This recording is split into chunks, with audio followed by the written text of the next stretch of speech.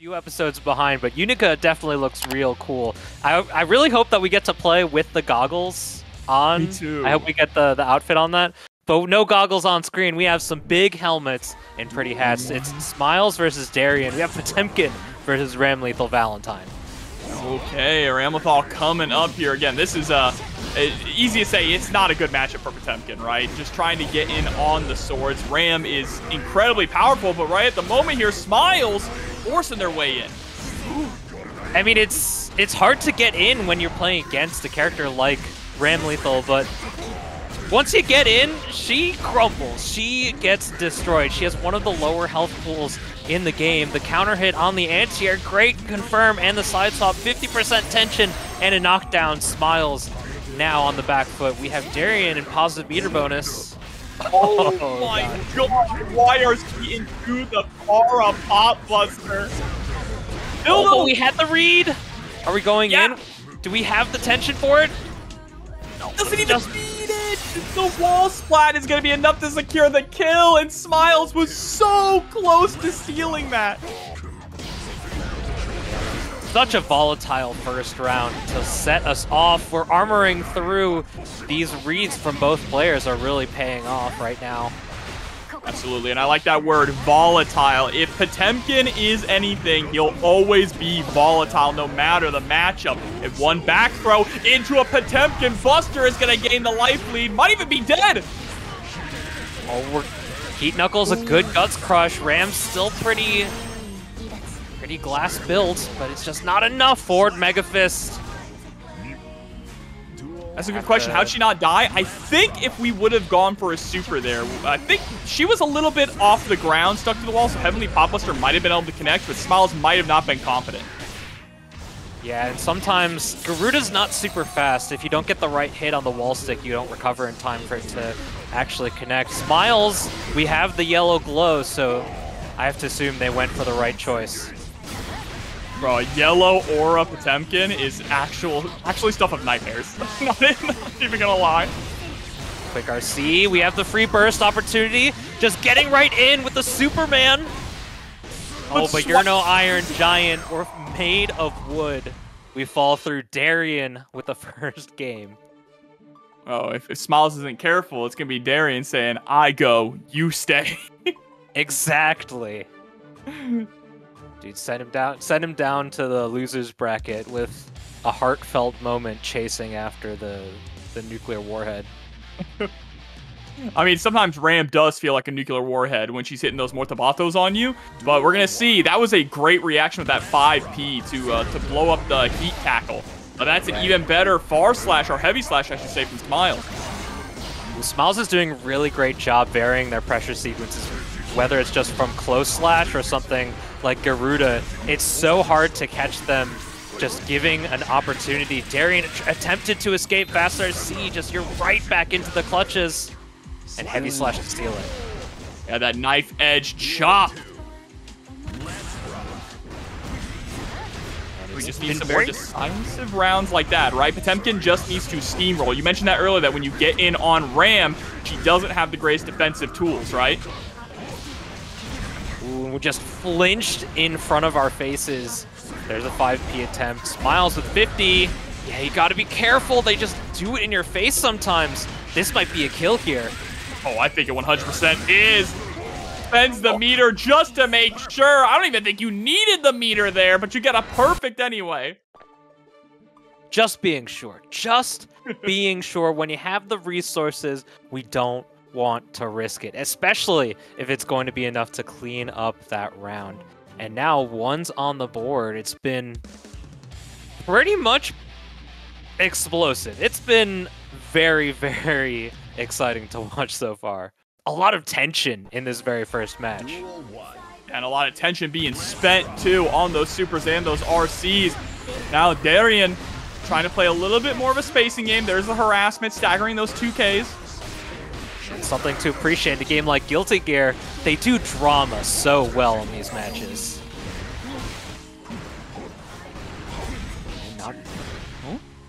Okay. Yeah, I like the spacing that Darián is trying to play here now. Just trying to play that footsies game, but like we've said time and time again, Smilez just needs one correct guess to get in. And there it is. Yeah, and it's so hard to play footsies against a character like Potemkin who has really long-range normals that really just live in that space that Ram really likes to be in. You just can't be too safe when you're trying to press these buttons. Right now, just trying to be the aggressor, taking a different opportunity, a different route. This is some accelerated gameplay here from Darián. We're going to be able to go through the wall again. Doesn't have the range on that 50% tension with no swords. The heat tackle all the way on round start. Right, that heavy slash again. The 6P connecting, and this time working out very well for Darián. Even on resources, this is the last round of game 3. Flipping on in, yeah, get those plus frames from the sword explosion. A little bit of a stagger there, trying to catch Smilez pressing. Brave burst there. Ends up paying off the throw whiff and the armor through. Smilez is putting some risks on the screen, but they pay off. Yep, close the gap. Gonna go ahead and block the Mortabato, and you're dead! Oh, you're gonna feel that one in the morning. The back breaker. Oh, I love what we are seeing here from Smilez. It always feels good to see a Potemkin succeeding. Yeah, they've been having some good success lately with the added strength from Season 4 and the return of Karos that we've been living in for about half a year now. Duel 1. Let's rock. Ooh, very brave, but the second hit of armor fades as we get the counter hit 6 age. A confirm to the corner with Wild Assault. We're going to be able to go through the wall here. Oh, wow, the rising JP to actually counter the Mega Fist. Maybe not necessarily counter the Mega Fist, but at least to cover a jump option from Smilez as well. Yeah, a lot of these interactions are being played at the round start, but now with Smilez escaping the pressure, we have neutral established and we're in their face. The YRC is going to be able to catch the backdash. 6P, prayers up, but no God answers. There's the burst. Oh, it's my round and I need it now. Brave mash from Darián. We're stuck in the corner. This is a great position for Smilez. We get the knockdown. Guessing wrong. What a brave press, though, from Darián with the 2K. Another YRC jumps out of the pop buster. Able to clean it up. Darián, oh gosh, just mashing at such an opportunity. It turns into a victory. They're not brave, not scared, excuse me, to mix it up on defense, but on offense there, they find the gap. Oh, and the JS, but didn't have the sword in time to actually confirm off of it. Ooh, unfortunate drop there. Darián escapes, but oh, gets busted for their trouble, and they lost 50 burst for it.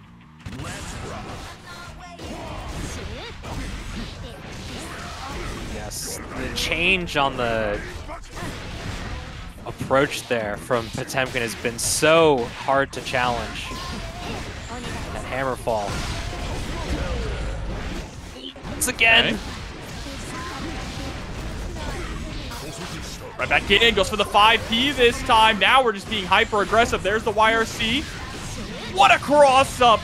Gonna be able to put Smilez into the corner here or go for the wall break if we want that positive bonus, and we do. Good recognition on the screen positioning. 50% tension, we mash there, and it pays off. The burst comes out from Smilez, but not at the range where Potemkin Buster's able to connect. Daring to go through with the Calvados. This ought to be dead. Oh no, it didn't actually hit the wall. Oh, and the 2K going to stuff. We're going all the way to game 5 now. It was looking all Smilez pretty early on, right? Obviously, Darián was able to secure that one game, but after that, Smilez was just on a roll. Darián doing a good job slowing things down.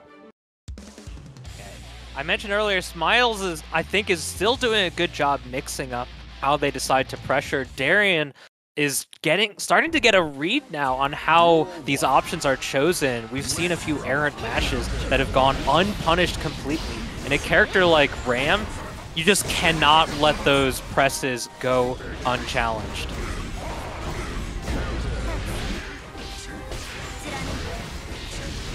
All right, we're gonna go through the wall. We have a 50, one sword available.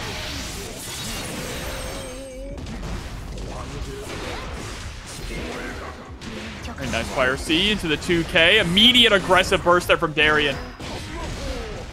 Ooh, trying good throw break, expecting it. And now we have the hard knockdown off of the air. Oh, but these hammer falls on reversal have been so good for Smilez. Not even calling out the slide heads. Proving difficult on Darián's side, but this is where we like to be. Okay, plus frames off that wild assault. Nice flick on the sword. Get me out of here. Darián maybe a little predictable here on how they choose their offensive strings. Counter hit. Are we close enough for it? No, we try to dash up, but the throw reversal gets beaten by a backdash. Darián takes that first round. It's on set point now. Getting the first blood. No burst available for Smilez. They might get burst back by the end of this round, but really depends if they can get some offense too. It's all about what hit we start with and when we have both swords available. Goes for more Tabato instead of Garidos. Oh no, there's the counter hit and immediate burst from Smilez. Gets the Tries to knockdown. challenge. Maybe expecting a fast RC without letting the hammer fall fully end. But with that poke out, this ought to be a kill here. Super to seal it. Darián, our first winner of the night. But we have some super cool characters on screen. We have his counterpart, Baiken, on the side of Unlucky, and Deyvonn on the side of Soul Bad Guy. The green soul. Is that a Japan flag? Is Unlucky just in town for Combo Breaker, decided to sign up? Oh, that's actually sick. I'm not sure. We got to get the lore on that. Chat, are you familiar with this player? Because I'm not. Going right over the gun flame. Opposite hit. Yozansen pulled in. That's the vacuum hit. There's YRC. We have an echo in here. We have YRC on YRC. Counter hit. We're going through the wall, but it gives Deyvonn a burst back. Going to be whether or not they want to use it. Oh my god, the JS into the air dash JP. That was actually really nice, knowing that it wasn't going to combo, but if Deyvonn kept moving forward, they were going to get clipped. Yeah, the passive just jump back air normal by Baiken is a very solid game plan. And we're seeing it right now, just trying to have a presence in the corner, but we beat out the counter with the wild throw. Oh my god, and getting the wall, that industry trust. Running up, but there's that jump back to Tommy, and gets the cross-up hit. That's so tricky to get. Oh, DP connects, and run up 2K. Getting a note from our production. The Start GG page for Unlucky says Boise. So we're getting our wires crossed. We'll have to see what they want. Unlucky if you're in chat, give us the lowdown. And just to let you all know, who are watching at home, no, you cannot play from Japan. We are locked to North America, so that is Canada, the United States, and Mexico. But if you are from another country in the US and you enter, we will put your flag on there. Dude, Unlucky just wants to keep doing Yozansen. They keep pressing it full send. Yozansen. I know, and just Deyvonn is just getting clipped by it. And throwing out Yozansen as well with no meter is like real demon hours. That's just like, that's Bart Simpson's good old rock, man. Nothing ever beats it. Nothing ever beats it indeed. But we're going to jump right back into it. If anyone knows something about rock, it's Soul Bad Guy, all right? When he plays rock, paper, scissors, he only throws out rock. Dude, you see those slash buttons? He's always throwing it. Ooh, the parry right at round start. Another one. You gotta be kidding me. Tried to go for a third. Oh no. Oh no. And Deyvonn just wants to try and stoop to their level, but it's just not paying off. Oh, but my god, and the gunshot gets the plus frames, run up Yozansen. Backdash BRC, we just want to stay safe. We're able to move in, but didn't have the advantage to get that meaty, but we're mashing still on the dropped combo. You might die for this. Yeah, let's see the Tyrant Rave. Oh, not quite enough. A magic pixel remaining here for Unlucky. I like the idea to go for the gun flame, not risking any sort of close button or parry, and just anti-air DP to catch them. Deyvonn is starting to catch on. Yeah, you're not going to be able to fool around here and throw out a ton of parries anymore. Or you can. Or you can, I guess. Why not? Become unconditionable. Lucky. Oh, gosh. And more Yozansen. If it whiffs, just throw out another one. It's just the amount of inputs that we're seeing here from Unlucky is always inputting something. We just want to keep pressing. That's the reverse hit on the Yozansen. And I swear we have like a 90% hit rate on these wake-up parries so far. All right, there's the 2D. The lowest profile. And the 6P to blow up the Yozansen. I like that. Gets the burst out of Unlucky. Yeah, we have our burst for Deyvonn with the extra dash in to play around parry, and the burst comes out just trying to play neutral here. Anti-air 6S able to connect. It's going to be close whether or not this is enough. Doesn't go for any sort of risky route. Decides to guarantee this positive meter bonus.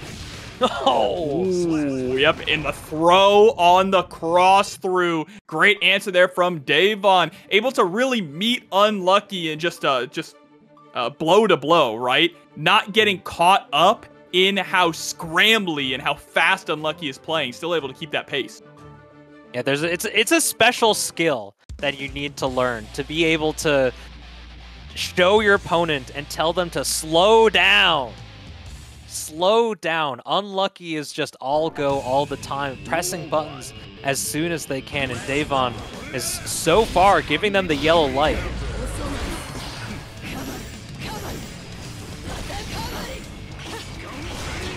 Playing that neutral game. Kabari is a very strong tool, disjointed. Ooh, really long-range Kabari there. Bungee cord on, goes for the other side. I have to assume that was an early throw. The vortex went right under it. And I feel like even though we're getting a lot of these parries, the reward from Soul Bad Guy is just so consistent that we're still able to keep up. Yeah, I mean, Soul is just always been one of the biggest heavy hitters in the game.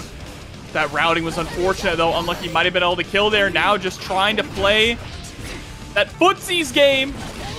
Doesn't get a big punish on there, but still the jump back to Tommy's able to seal it out. Tommy is such a good tool to just prevent your opponent from approaching.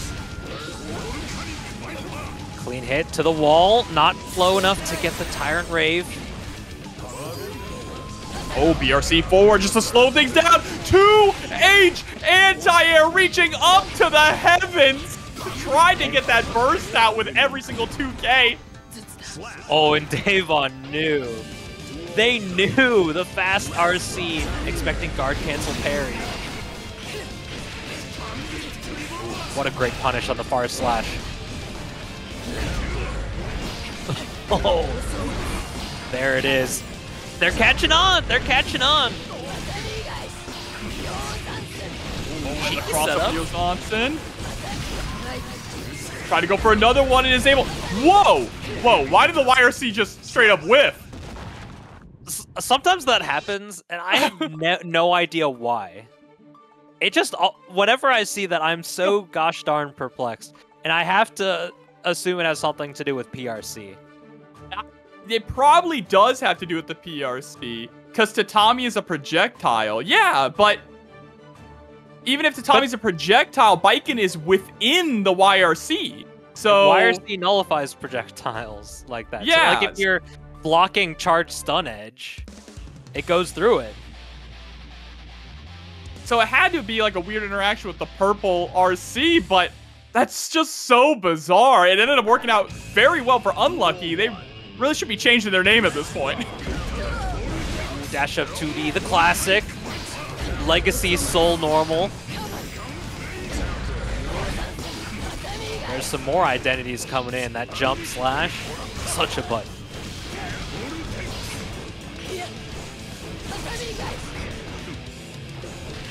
Yeah, just immediately backdashing afterwards. What really a loving pair. The movement that I'm seeing by Deyvonn, just moving in and out. These setups just keep on coming from Lucky though. Good anti-air. Oh, super high. I think they wanted the back hit. Oh no, drops the 2K into the DP. That might be a round losing drop here. Soul's a big boy though, eats his Wheaties.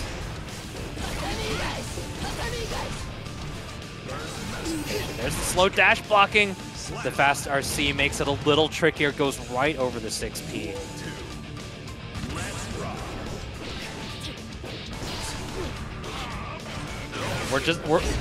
We've done the iterations. We're not playing scared of the parry.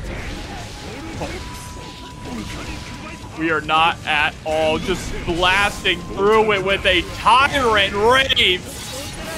Knockdown. Parry still available. Have to wonder if we go for it. Playing around it, but the YRC comes out. Brave blocks. The backdash caught by 2H.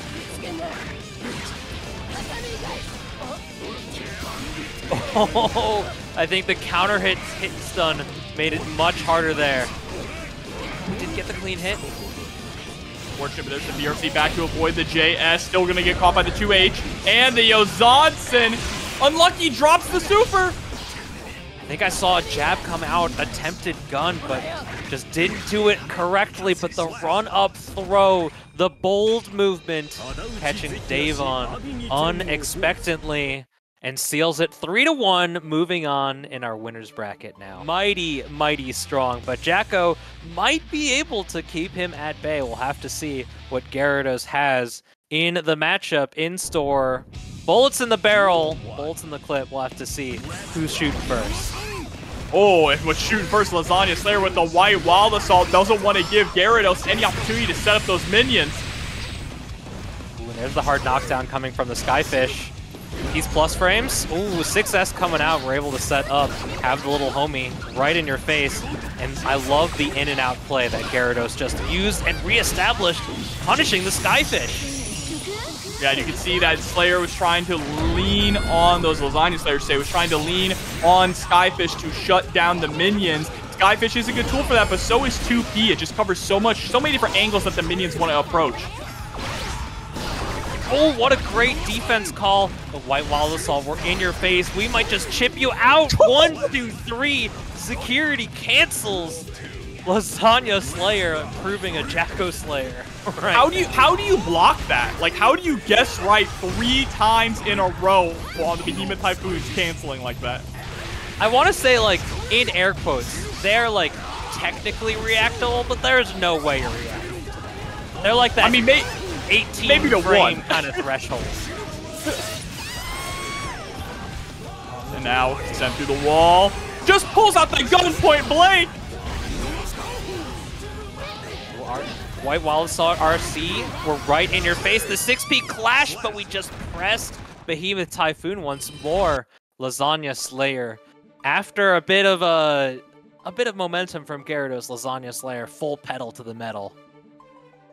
The way that Lasagna Slayer is just constantly canceling Behemoth Typhoons, I feel like, obviously, it's been around for a while now, right? The ability to be able to cancel Behemoth Typhoon into Behemoth Typhoon. But I almost feel like a lot of Goldlewis's don't use it as much as they should. They want to be able to have access to Drone. They want to have access to Skyfish. But I think it's just so incredibly strong.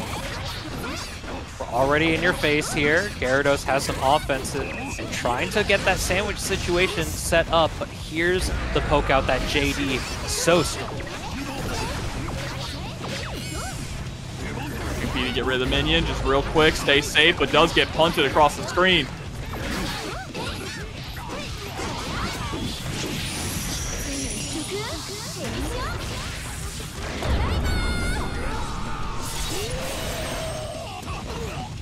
All right, hard knockdown scenario after the Elysium driver. Uh-oh, sending out the laser, burn it down.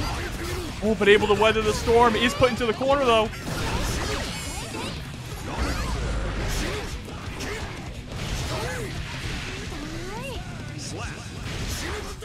There we go, able to secure the round now. Lasagna Slayer trying to keep the pressure up. White Wild Assault right off the bat. Nobody home, though. Second White Wild Assault. If at first you don't succeed, try again. The low on the Behemoth connects. And where did your health bar go with this blue beat combo?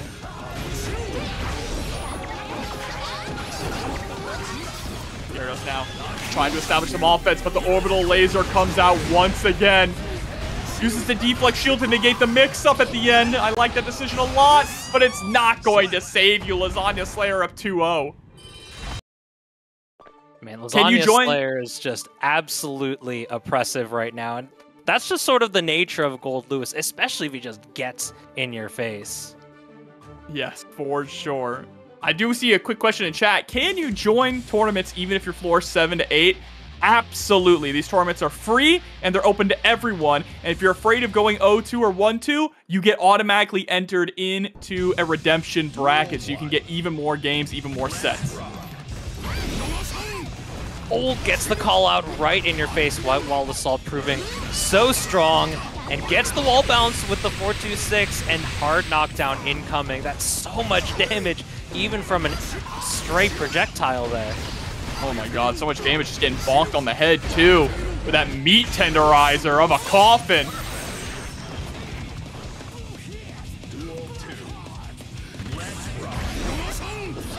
There's the White Wall Assault again. Lasagna Slayer is just pressing and pressing. They want to be in your face. Garidos following suit here, being really tricky with the minion movement.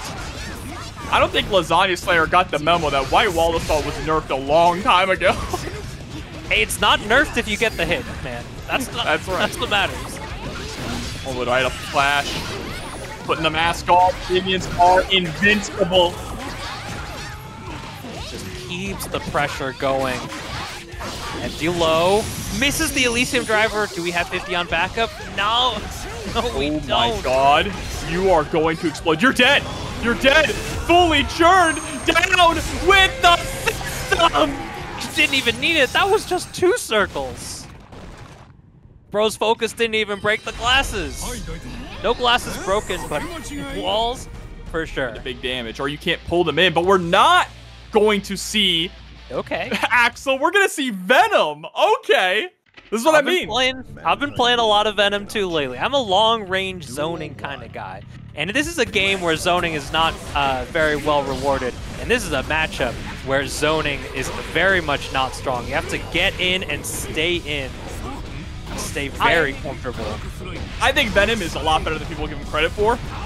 I just think it's going to take the right person to really unlock his potential. And Stealthy could be that person, starting off very strong right now against Gavin. Yeah, I said this a lot when Venom first came out. I think we're not going to know how strong he is until like 2 months have passed, and we're still on the way. We're still on the way. It's only a month since he came out. No, it's been about nearly 2 months actually. Yeah, nearly 2 months. But you know, again, it still takes time, and I think a patch will definitely make him a little bit better too. Because the unfortunate part about him is just the damage is a bit lacking, right? So look at how many times Stealthy had to hit Gavin there, compared to the couple of touches that Gavin was able to secure. Yeah, Venom really gets reward diffed in this game. And this is the interaction that makes this matchup, I think, not very good for Venom. Skyfish is just so good against it, because his projectiles aren't fast enough, and he doesn't have time to set up. So you really have to fight in the more towards the mid-range, but that's where Goldlewis is really, really strong. With a mad struggle, straight into the throw. Goes for the 2D OTG ball set. Oh, got it! Into the super, nice. Able to secure the hard knockdown. Oh, safe jump, but... You ever get put into a mix-up for safe jumping the opponent? That's another thing that's not so great for Venom. His post-wall break, he can, like, safe jump you, but it is only safe to 10 frame reversals or slower. And if you don't FD, I do believe if you FD break, you can get around 6 Ps. But it's not really something that gives him a lot of strength. And that's really the only way to reliably set something up off of a wall break situation. Good usage of the slash ball to keep the air in check.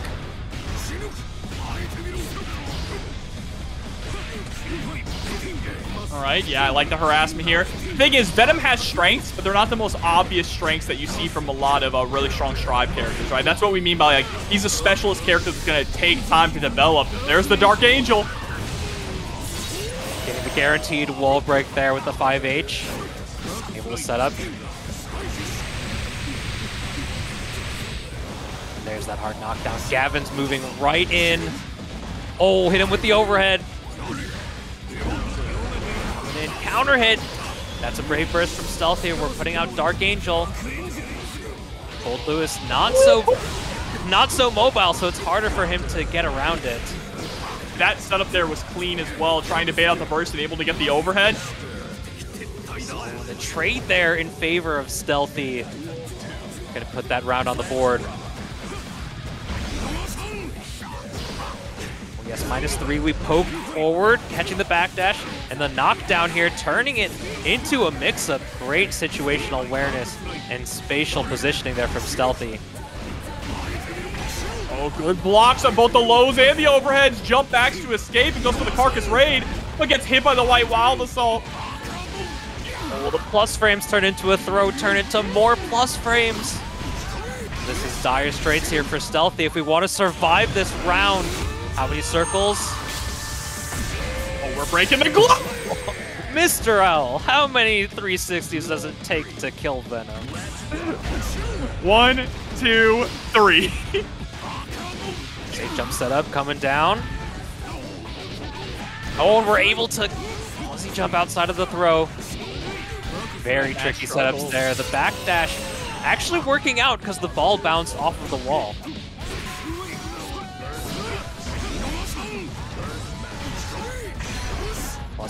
Plus frames. Barely safe there. Coming down, and that beats the 6P because of the ball.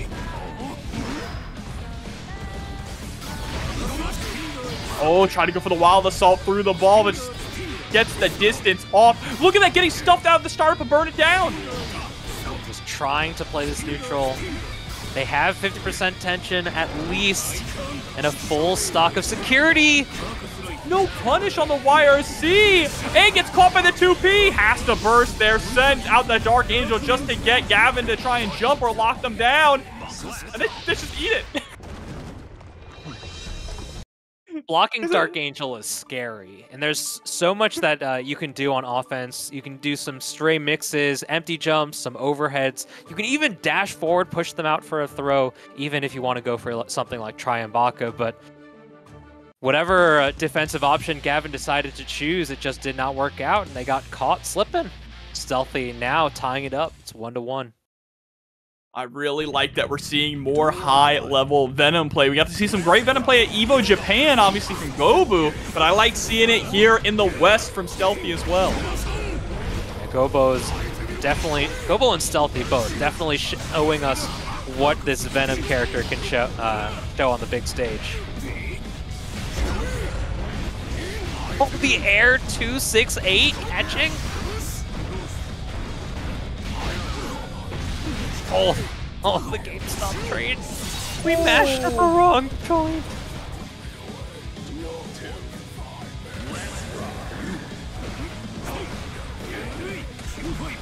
All right. Comes up.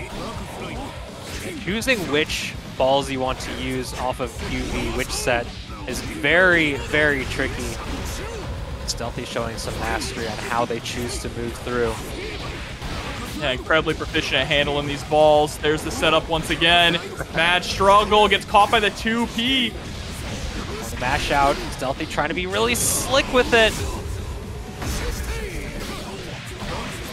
Accidentally getting the half circle back forward, perhaps.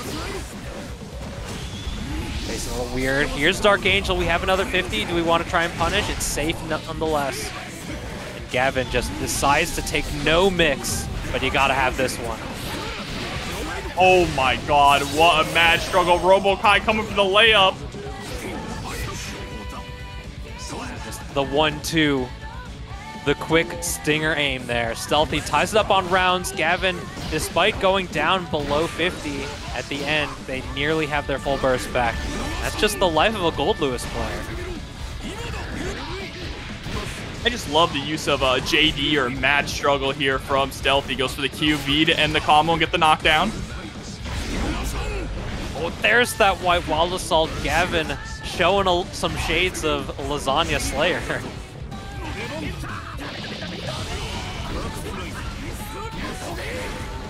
Get some safe setups. The wire seat comes out. Burst still available for Stealthy, but now with Thunderbird on screen, it makes it harder. We were able to hit the ball, but no movement options available after that air sequence. Oh, the double jump. I love utilizing the jump cancel off the ball there. Being able to move with the balls is something that's very important with Venom. Absolutely. You just have to be unpredictable. Gets 2 setups. Another JD with that mad struggle. 1-2. Goes for the cross-up. Oh my god, FD! FD, Stealthy, please! Setting up the Dark Angel. Just needs to find a hit, and it actually chips out. Yeah, I should have been saying FD to Gavin. Dark Angel notorious for getting chip kills. Yeah, it's not so far off in this iteration too. It doesn't do as much of a tension crush as it is in Exerd, but it's still you gotta hold the green shield open. And not be caught lacking. Now Stealthy proving that they definitely know the ins and outs of this matchup. This is one that I think is pretty difficult on Venom's side, but even Gavin is just letting him set up sometimes, and Stealthy is really taking advantage of it. And after the burst, you definitely get a chance to put a ball out. Oh, nice JP. Dark Angel comes out. That should nullify the Thunderbird. There's the throw, just barely too. We were so close to the corner. And when you get the throw, it does not have RoboKai to get the secondary hit there. Leads so much damage. There's the emotional support ball with the punch. Really great spacing from Stealthy. He's really staying at that space where Stinger is just about always going to beat out the Skyfish from... And this is what I was imagining a lot, too, that we would see from Venom players as the character developed, is just a lot of, like, throw out Dark Angel in neutral. Why not? You can lock the opponent down, and if you can secure that mix-up, you get a big follow-up. We're trying to go for a cheeky mix-up, didn't have the spacing. Now we're stuck on defense here. At it. Some blocks. Still have 50% of our security gauge. There's some garbage on screen too. There's the Skyfish, and great utilization of the slash ball set to move around, but we moved in with the security cancel.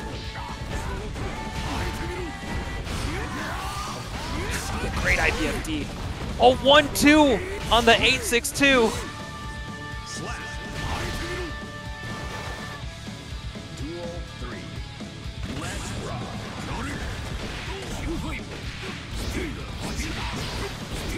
Oh, the one-touch bullet there. Oh my gosh. I love the harassment here with Stinger after Stinger. White Wall Assault, though, is able to get through the gap. Overhead, still able to block. Stealthy's defense has proven unstoppable there. Great block on the cross-up by Gavin.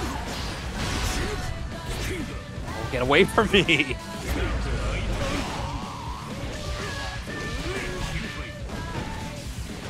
Gets the mix-up. Unfortunate timing there. Didn't actually hit Meaty. Was this gonna kill? We have an OTG if we want it. Doesn't even need it. Gavin tying it up on games here. Like how competitive this is. Stealthy showing that Venom can do it, can hang with these strong characters and these strong players like Gavin.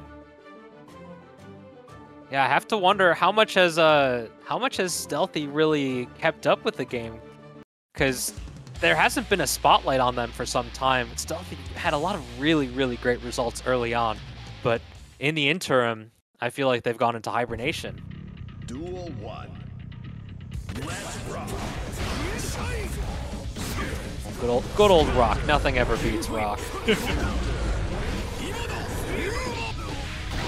Oh, just went right over the 6P there? Okay. Oh, and the JP! Whoa, that was almost scary landing the drone. Even scarier getting counter hit by that Behemoth Typhoon. That's gonna hit, but we still have to deal with Burn It Down.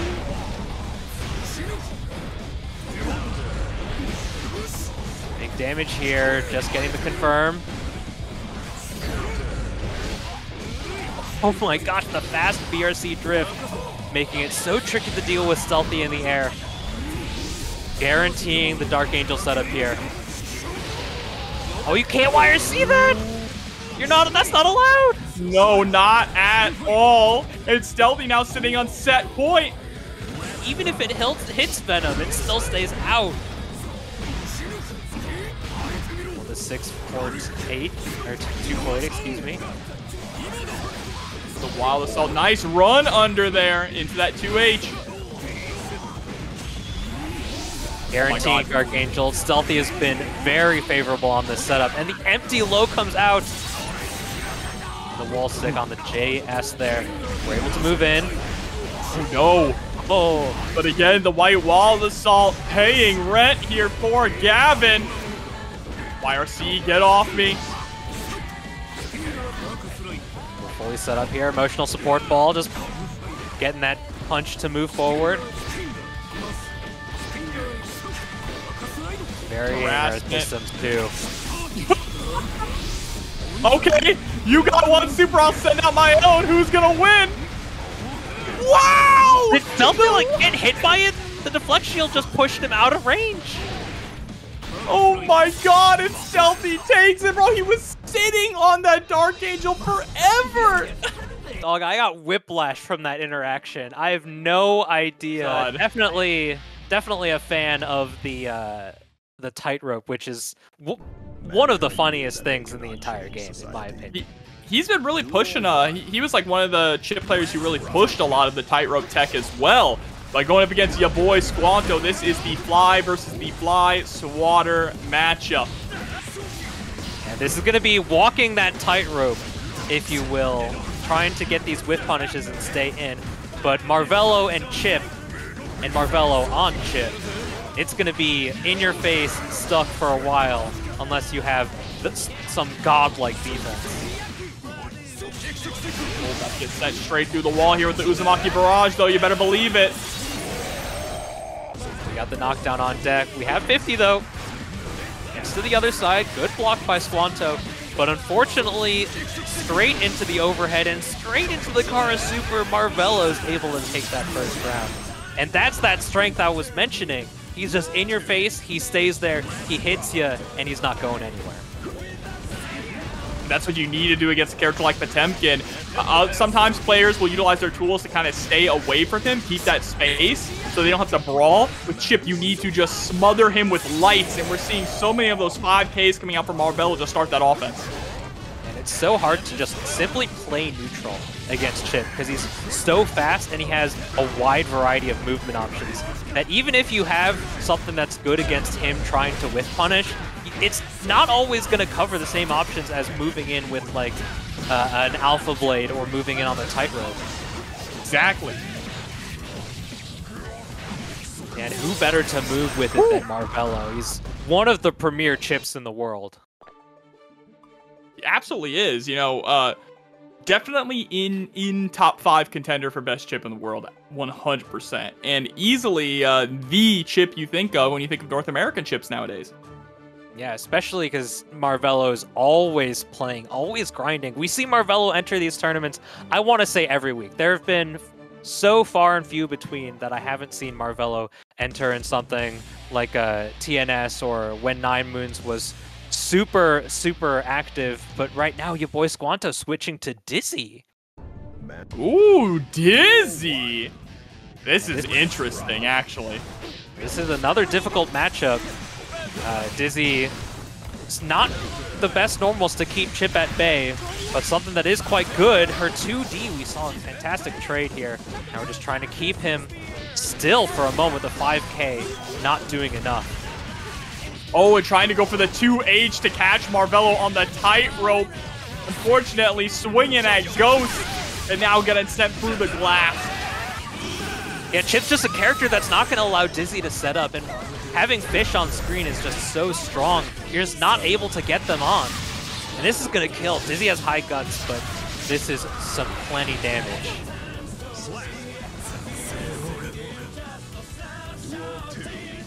Marvelo on the verge of getting a 2-0 lead here. Going to put your boy Squanto in a really difficult position, but there's that 2D, like you mentioned, into the 6H. Set up the Wings of Light.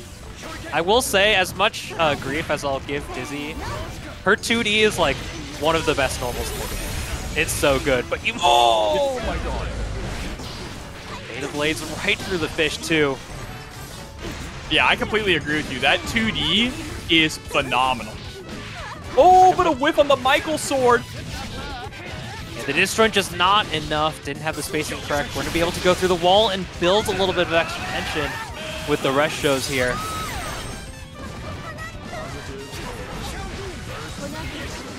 Wire sees through at the right opportunity.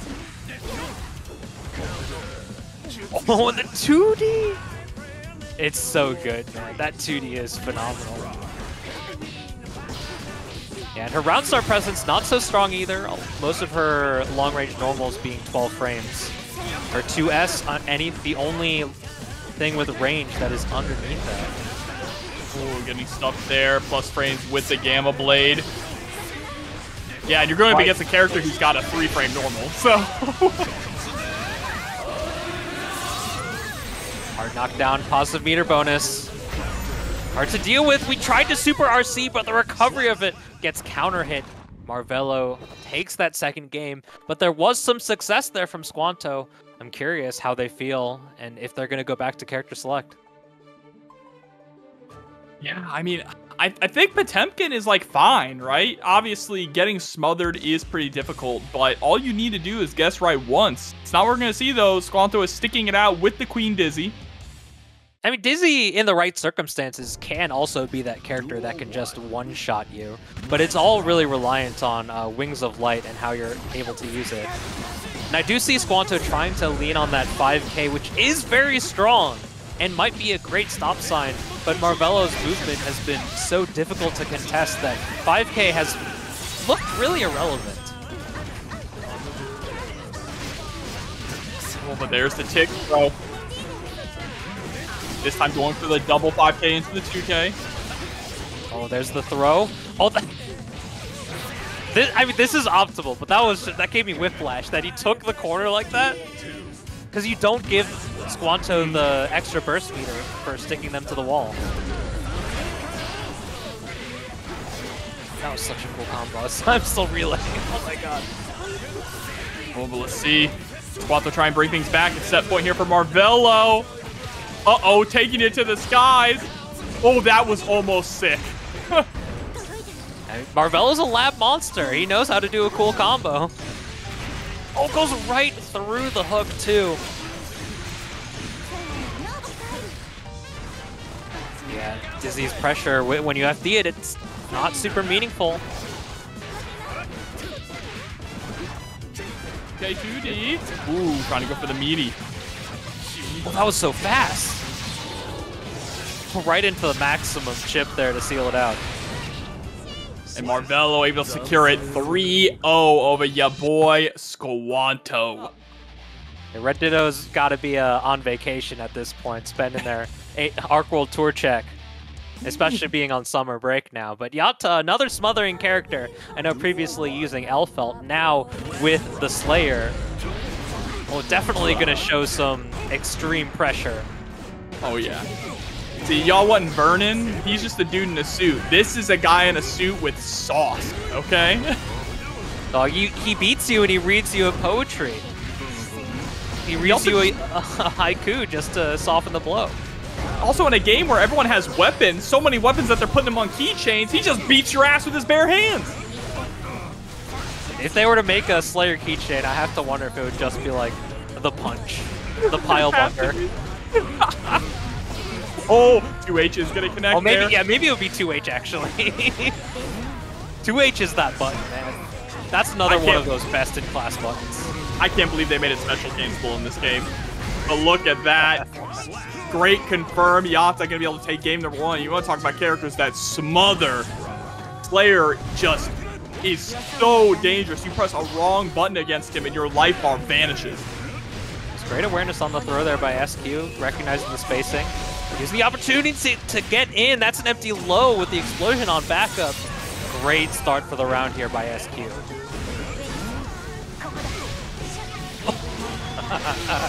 Oh, you gotta be careful about those. So tricky. SQ. Spectacular awareness. Their eyes on the screen. Oh, yeah.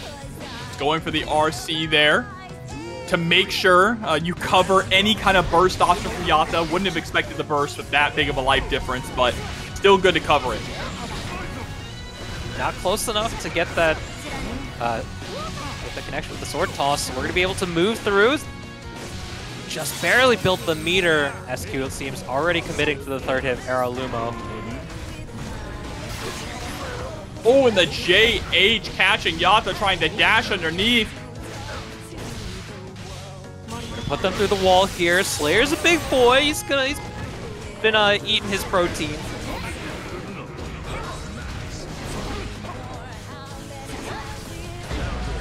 This dash card there.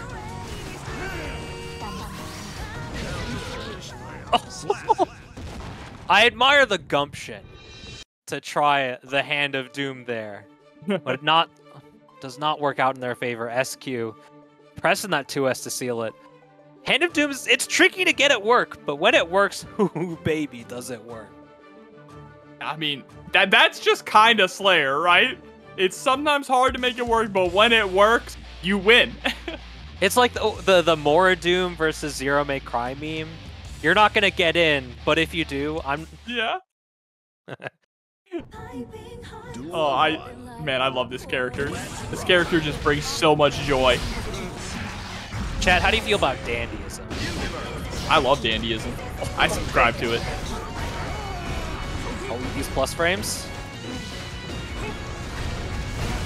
Nothing like a dandy. Hey, what do you call it? The theme for the Met Gala this year was Black Dandyism. They know what it's about. Met Gala secretly in touch with Daisuke Ishiwatari? Maybe? Maybe? Oh, the JK getting the overhead. Throw PRC. Doesn't turn it into anything. Oh, rare footage of JH getting beaten by 6P. Yata, great positioning.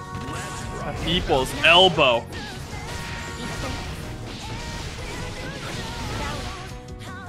All right, with the wall break, yeah, just going for the windshield wipers. Didn't have any meter to actually go for a super. That's still big damage. Catches the punch. Dandy step there on counter hit. Bato right through. Oh, this is tricky. We took the corner. Spectacular block. This is huge damage here. Great momentum swing. Keeps the corner. SQ being very patient with how she uses her defensive resources. Gets around. If we can get through the corner, it doesn't matter. Yeah, it didn't even need the wall splat or the wall break. Nice whiff punish there. SQ able to blow up that 5K from Yata. Oh, no. Burst for burst. Here we go. There's that counter hit right into the knockdown. The Sabre Bato being being able to be special canceled into. Oh, that was so tricky. Caught the backdash by Yata even.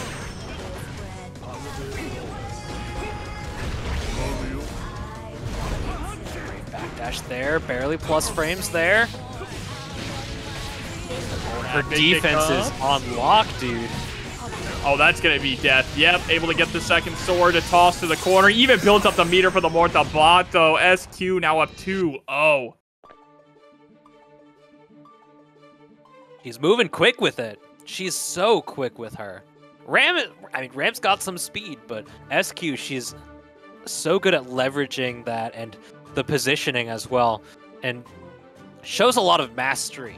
Shows a lot of mastery when you see how she chooses to use not only her far slash and heavy slash buttons, but when she decides to spend the Bayonetto to get that guard crush sequence. Yeah, completely agree with you. Guard crush sequence adds so much. I mean, that's one of the biggest buffs for characters, having access to those guard crush. Well, yeah, having a guard crush is such an easy way to make you an incredibly strong character. We got 2 of them on screen, and while it is punishable, the pile bunker, it's still so powerful, especially with how fast that Slayer builds meter. Oh, and his Master's Hammer as well. How could I forget? We haven't been seeing much of it. Oh, nice block on the It's Late. Trying to go for an anti-air It's Late, but the pile bunker is going to connect. Good usage of K-Dandy just to keep the spacing too.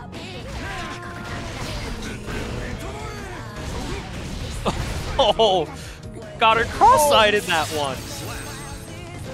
And just a 5H flat the wall. Dark Shot coming through with a gifted sub. Thank you for the support. Version. Well practiced through the wall here. Big damage. Slayer's got plenty of health on them, but I swear these hits just keep stacking up. All so much counter hits too. I like the fire scheme there. Oh, not following up the 5H, just allowing SQ to get FD'd out. And now, Bloodsucking Universe on deck. Don't get hit. Oh, another Kara Bloodsucking Universe blocks the super. There it is. Wanted to reapply there. Oh, just sends it. Oh, the cross-up pile bunker pulling you out of the corner with the 2S, and Yata peeling away the round. That was such great use of resources too. Yato's really keyed in how much tension and how much burst they had, and just eliminating defensive options one by one by one. Yata, such an impressive smothering performance there. Dandyism prevails once again. That's one on the board too. We're not going down without a fight.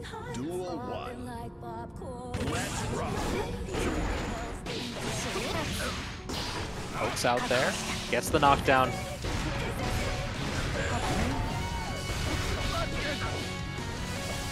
The spacing just off.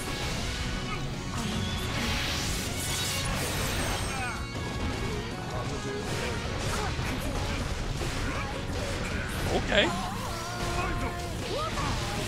Lots of patience being displayed here on defense. SQ still a full stick of meter, a full stick of health there.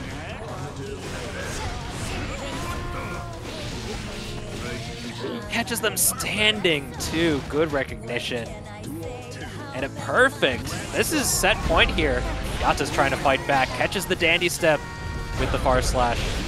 Yeah, and that early burst, unfortunately, not going to allow Yata to gain any momentum here either. Sent it to the corner and through the wall. It's going to be all about this neutral game if Yata even gets a chance to breathe.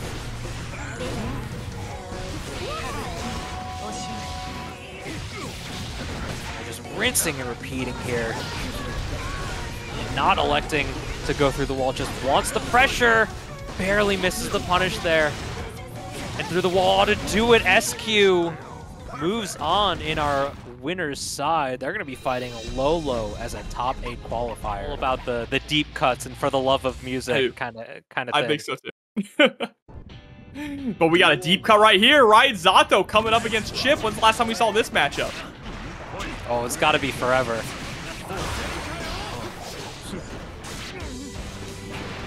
Putting out these buttons here, doing a great job of playing Zato without Eddie. Oh, and there's the 5H, but right when we have Eddie available, and Eddie gone too. Great positioning by Marvelo.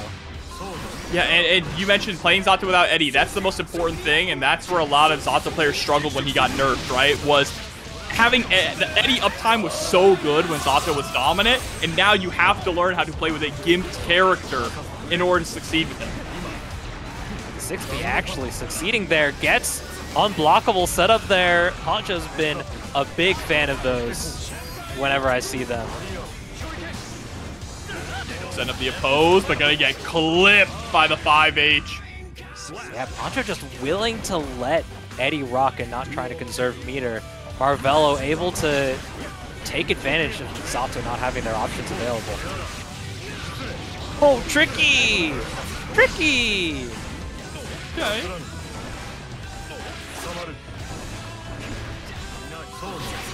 Oh! That was out, able to catch. Able to secure the round as well. A perfect from Poncho. And obviously, Zato succeeds when he's locking the opponent down, right? He can run that mix-up on that pressure game with Eddie. So difficult to lock Chipp down, so that was incredibly impressive from Poncho. Despite the perceived strength of Zato right now, it's all about getting that hit. And as I like to say, all matchups are the same when you get the hit. Oh my god. 5H tumble state with the tightrope. Is this enough to kill? Not quite.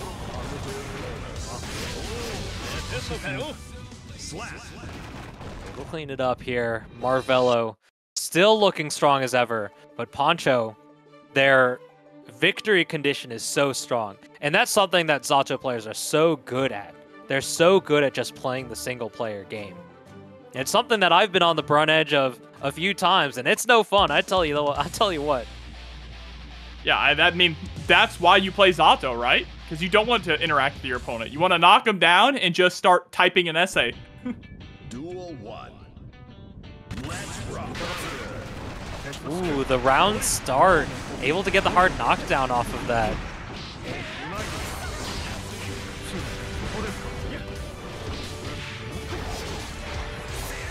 Okay, able to block the overhead coming, but gets caught on the backdash.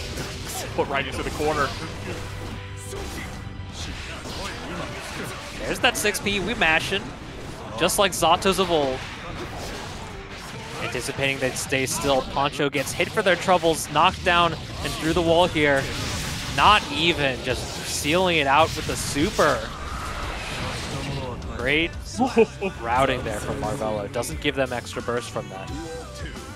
And again, Marvelo putting Poncho in a very dangerous position on the cusp of a 2-0. Tricky on the tightrope here. Doesn't have the super, so doesn't get the Kara. Here we go, back to neutral, back to offense. This is Poncho's turn. Whoa! Got launched sky high. Has to Just spend full the burst. set.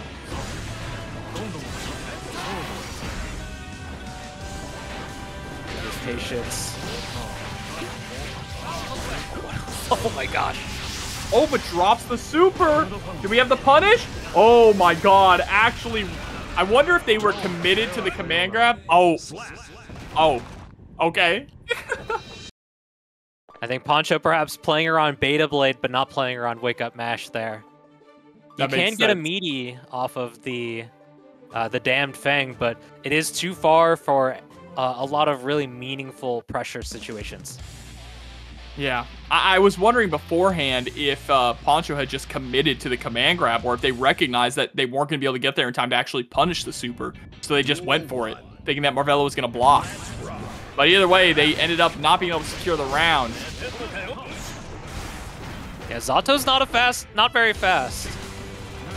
It can be hard to move around with him. Oh gosh. Oh no!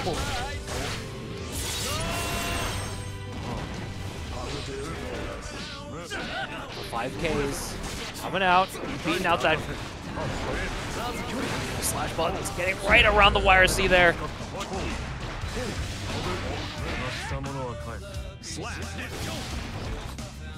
Duel 2.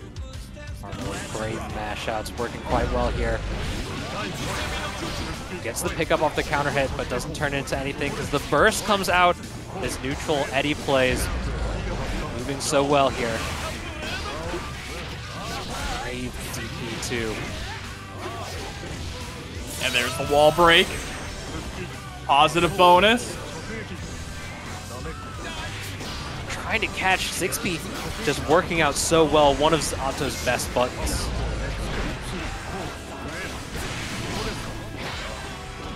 Very strange hit there. Would have been impressive if Poncho picked up, but the burst becomes necessary. Oh, the empty low! Marvelo had been consistently going for overheads and finally slips out the empty low for the victory 3-0. With the sword, bro, it was so fire. That was awesome. $1.50 hot dog. That's a top tier in-game name right there. That's the Costco hot dog. $1.50 Costco hot dog. Shouts to Costco, bro. Keeping the hot dog $1.50 against all odds. It's Costco and Arizona iced tea. They're really carrying this. But we're being carried through the wall here. Clean hit to boot. Gluheck gets the first wall break knockdown. Oh my god, deflect shield into the punish with Dandy Step. And the mix-up! Clone did a little bit of a sleight of hand there. Not going to finish the combo. Psych, it was a cheeky side swap reset. The combo drop into Dandy Step reset is kind of nasty. And we're going to be getting some big damage here. Doing a little bit of a chain shift there to see the burst. Doesn't come out though. Uh-oh. But now Clone back up against the wall. Slayer. Oh my god, I was going to say with the worst defense in the game, but that 2H was phenomenal. And the instant unleash on the Tyrant Barrel. Able to maintain safety there in the end. But Gluheck's just getting opened up. 2D counter hit there. Oh yeah, goes for the RC to swap sides and to see if the burst is going to come out. YRC, get off me. Wow. Oh, oh no. Oh, where are you going? Where are you going, Sin? I mean, the DP was a pretty good decision, just threw it out a little too late. Slayer is that way! You're looking the wrong direction! Bro, Slayer can just make you dizzy. Like, he really can just make you dizzy with how much he's left-righting you. Dude, he's spinning you right round, baby, right round, man. Duel 1. Let's rock. Buttons here. Trying to stay in. The usage of blue Wild Assault has been pretty on point by a Clone. Just trying to stay in. Are we going to turn this into a wall break? There we go. Both these players a little antsy about the burst, but they're spending resources just to check.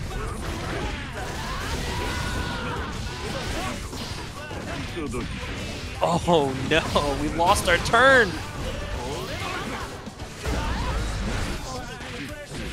Oh, thank you for the bits. Potato, appreciate you. My god. For a moment. Clone had 100% tension and they didn't RC. Oh, the 2P. Yeah, you gotta be careful. That 2P is a really good option just to prevent you from pressing back. Oh, Master's Hammer with the cross-up and the shimmy. Gets the card too. A little bit of extra tension on the way out. His puzzle meter bonus. That's not safe to 9-frame reversals. Gluheck still DPing on the end.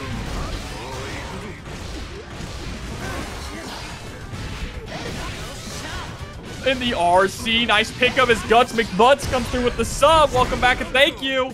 And the entire pile bunker just catching you out of the skies. I swear, every time I see Pile Bunker come out and hit in the strangest ways, I have to wonder, like, yeah, his hurtbox is like non-existent in that, or he's just one giant red square every time Pile Bunker comes out. It is. It's just a massive red square. I love it. Pile Bunker is the reason why we play Slayer. The reason why we practice dandyism for that Pile Bunker. Duel 1. Oh yeah, I mean, If you want to play Slayer, you got to get comfortable pressing that pile bunker, man. That's definitely a great move. Clone is moving wild! Oh my god. Super Mappa Hunch, put you on your back.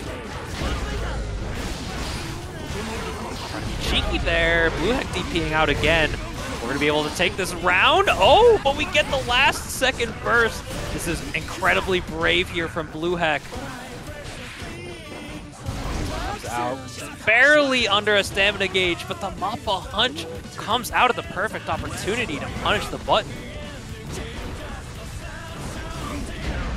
Oh, the IAD able to hit with the JS. What a crowding there. Plus frames there. And all these special actions and the movement that Sin gets, he's able to build that 50, but now basically resourceless. Oh my god, and getting crossed up once again. These pile buckets are just so brutal. There's the YRC, please, get off me. It's like, dude, stop moving on me.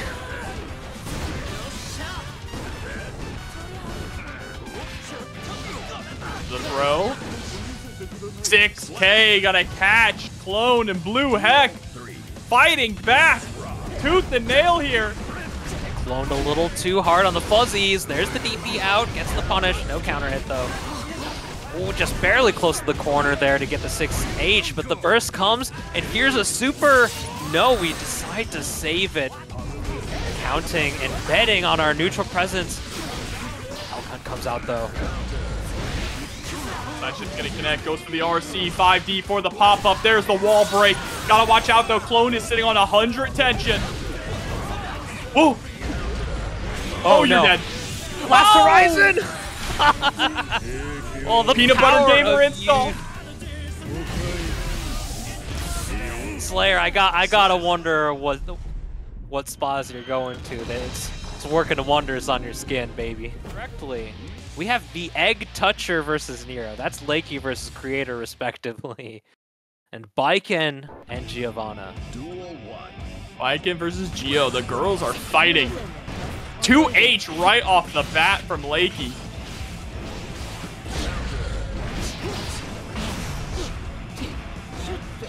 Here's the pressure going. Not afraid of parry here. We don't have Unlucky on stream, so maybe the habits are a little different. There's a throw. Tether is on. Ooh. Yeah, I don't blame Kreator for going for the burst there. That was going to start adding up. And Deyvonn Hofer going in $999.99 into the super chat. Thank you so much for the support. Hell yeah, that's some good strength going into our players. Oh, but we're moving in and punishes, or not punishes, but bravely presses against the dash 5K there. There's the YRC.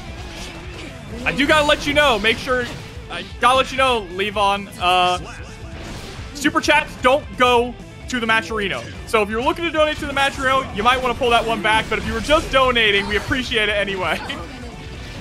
Just want to make sure you know exactly where the money's going. Here's the tether going into the corner, the wall break. That's so much damage. Dude. She doesn't even have the 50 yet. There it is. Defense modifier online. Super jump mix coming in. The 5P just not turned into a confirmation. Scooped up, and that's going to go through the wall for the round. Duel 3. We're tied up on rounds, just about 2/3 burst on Lakey's side, while Kreator has a full blue stick. Ooh, great routing, coast to coast there, despite accidentally taking the corner. We're able to make it all the way over, and plenty of damage dealt, and more on deck. Here comes the super. Kreator is looking in the driver's seat right now. I like the momentum that we're building up here. Tried to bait out the burst as well. And the 2K is going to be enough to secure the round with a perfect for game number 1. was mighty strong from Kreator. I swear, every time I see creators stepping up to the plate, whether it's TNS or a major, they're making some deep runs. I know they had, well, I think it was last year, top 8 at CEO. They made, I want to say top 48 at Frosty Faustings earlier this year. Yeah. Duel 1. Let's rock. Very solid performance. Making a great run here at TNS as well. Just on the edge of that far slash there.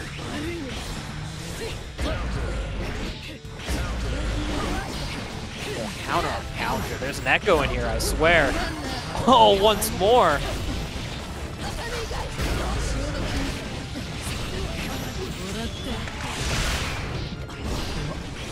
So close, not quite there.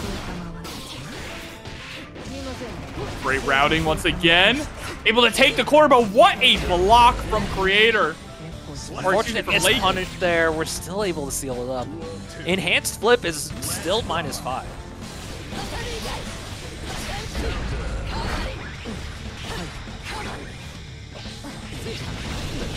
Kreator up backing, just trying to make it weird, but these Baiken players, they know the ins and outs of Tether a lot better than you will. First parry of the set. Second parry, it lands. First immediately. Counter it turns into close slash confirmation. The movement from Kreator is proving quite strong. Giovanna's very mobile, especially with 100% tension.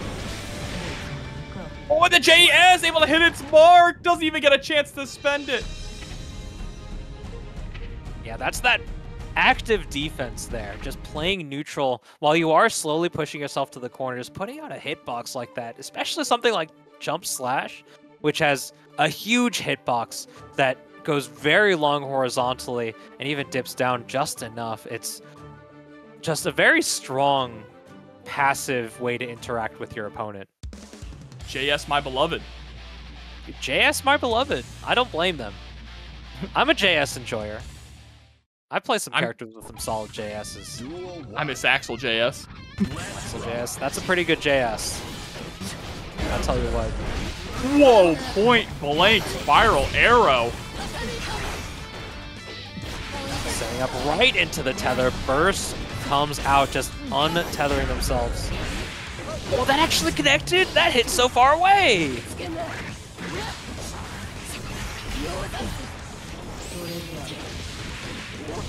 So cheeky, what a tricky situation, and the tether actually saving Lakey though. Oh, we have a donation from Dr. Necrotech, is that? $10 into the Matcherino, thank you.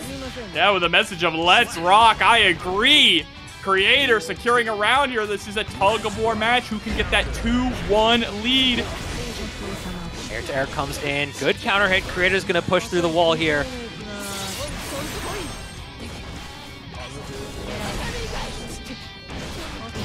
There's that active defense there coming in. Lakey even pressing. We've seen that situation a few times. That far slash when Kreator's trying to get a spiral arrow on the way in. Oh, but the BRC down! That was so smart to get underneath Lakey. But there's the burst. Bit of a shimmy there. The RC not fast enough to get around, but there's that down drift on the BRC. Kreator's mixing up their movement so well. And with a character like Giovanna, that's so crucial to her toolkit. She's very strong on the ground, having probably one of the best dashes in the game. Especially it's so fast early on. But when you're able to translate that into having really strong air movement, it really elevates you, especially when you are able to continually get these hits like Kreator is. Kreator definitely capitalizing on them as well. Oh no, Lakey with kind of a bad IAD there, putting themselves in the corner, but a great parry trying to escape. Tether's on. There's the whip punish. Be able to escape the corner here if we want it. Lakey, I want to say, he's gone for the cross-up every time. Still maintains plus frames. Kreator trying to escape and gets punished. That's another round on the board for Lakey.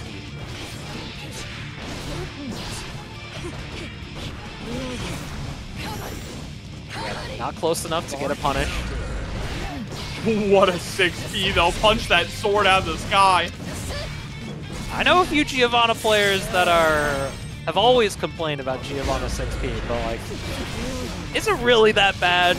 Is it really that bad? I can tell you something good. Daedalus 801, $10 directly into the Mancherino. Thank you so much. Right. Oh, nice with the deflect shield.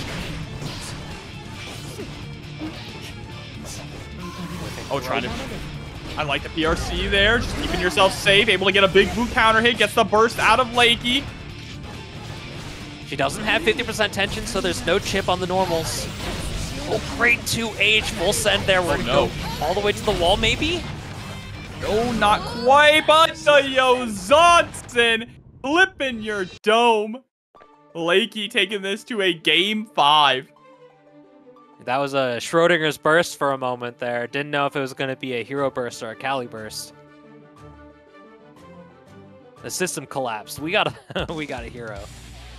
It's 2-2. These players are fighting for a top 8 here. Hopefully fighting for some more money if we can get that Mancherino up. Exclamation point Mancherino in the chat.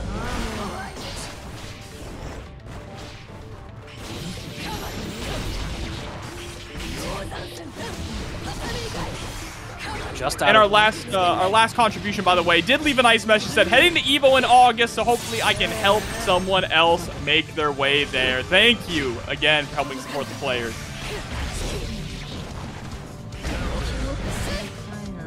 Great usage. The offense from Baiken is so hard to deal with. And Lakey has shown repeatedly in this set that once they're in, Baiken is so hard to get off of you. Especially since we keep applying this tether. Something that is really laying into. But we're laying into the super. This is a wall break. Positive meter bonus. Hard knockdown. Kreator trying to tie it up on rounds. There it is. This is double Luigi.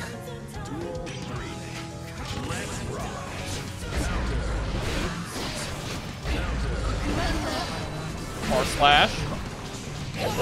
Traded? Oh my god. Tommy Gaish. Yeah, Lakey playing much more defensively, right? But the IAD, Kreator able to thread the needle. Doesn't get a big capitalization on it, though. Runs in for the throw. Saw that we had 50% tension. No wire C available. This is going to turn into a mix-up afterwards. Goes for the Yozansen. Instant overhead RC. We have the kill. We have a top 8 qualifier. That's Lakey 3-2 over Kreator. They're going to be fighting Lolo in the next round. Thank you, Daru, for doing it for the Exert players, okay? Thank you so much. You not proved just we're him, not washed. Winners finals was Daru versus Summit. That's right. That's right. That's just an Exert tournament. But right now we are in Strive. Jikh with the Millia Rage up against S-Gift on the Potemkin. They'll turn this into a combo. The burst comes out though. We're trying to 6P, but JD makes it so much more difficult. S-Gift though, good job holding space and keeping Jikh in the corner.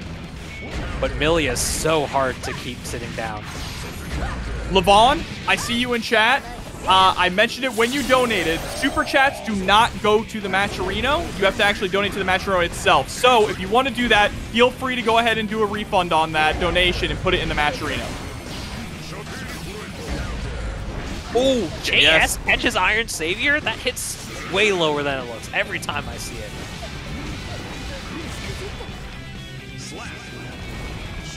The Heat tackle going to close out the round there for S-Gift. And this is like historically not a great matchup for Millia in previous Guilty Gears. It's all about those one hits. And while you might be able to hit Potemkin and keep mixing him, he just keeps going. He just keeps going. His life bar is so long.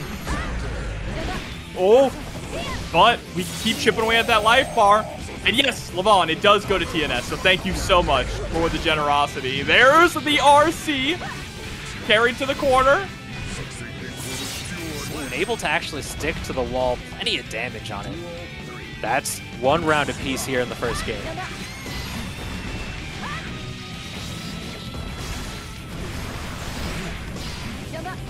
Just full send on it too, but backdash pop buster Gifto putting a risk on the table. It pays off. Oh my god, break your back no. with the Potemkin buster. How many hits was that? It was like 2-3 hits total. Man. You know, I lost count. And it was only, I lost count and I could have counted on one hand, so. That's the life you sign up for as Millia. Even against characters other than Potemkin, you're gonna get hit and it's gonna hurt.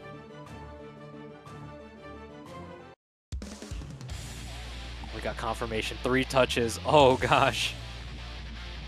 Hey, could have been 2. Could have been 2 if we would have just gotten 2 Potemkin busters and one of those had 50 meter. Duel 1. Or a little bit of extra risk. Yeah, that too.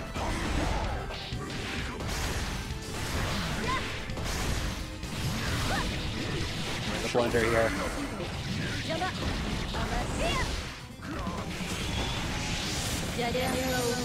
Use the winger, we're going through the wall. Positive meter bonus, hard knockdown. There's a lot we can do here. Goes for the fake mix-up.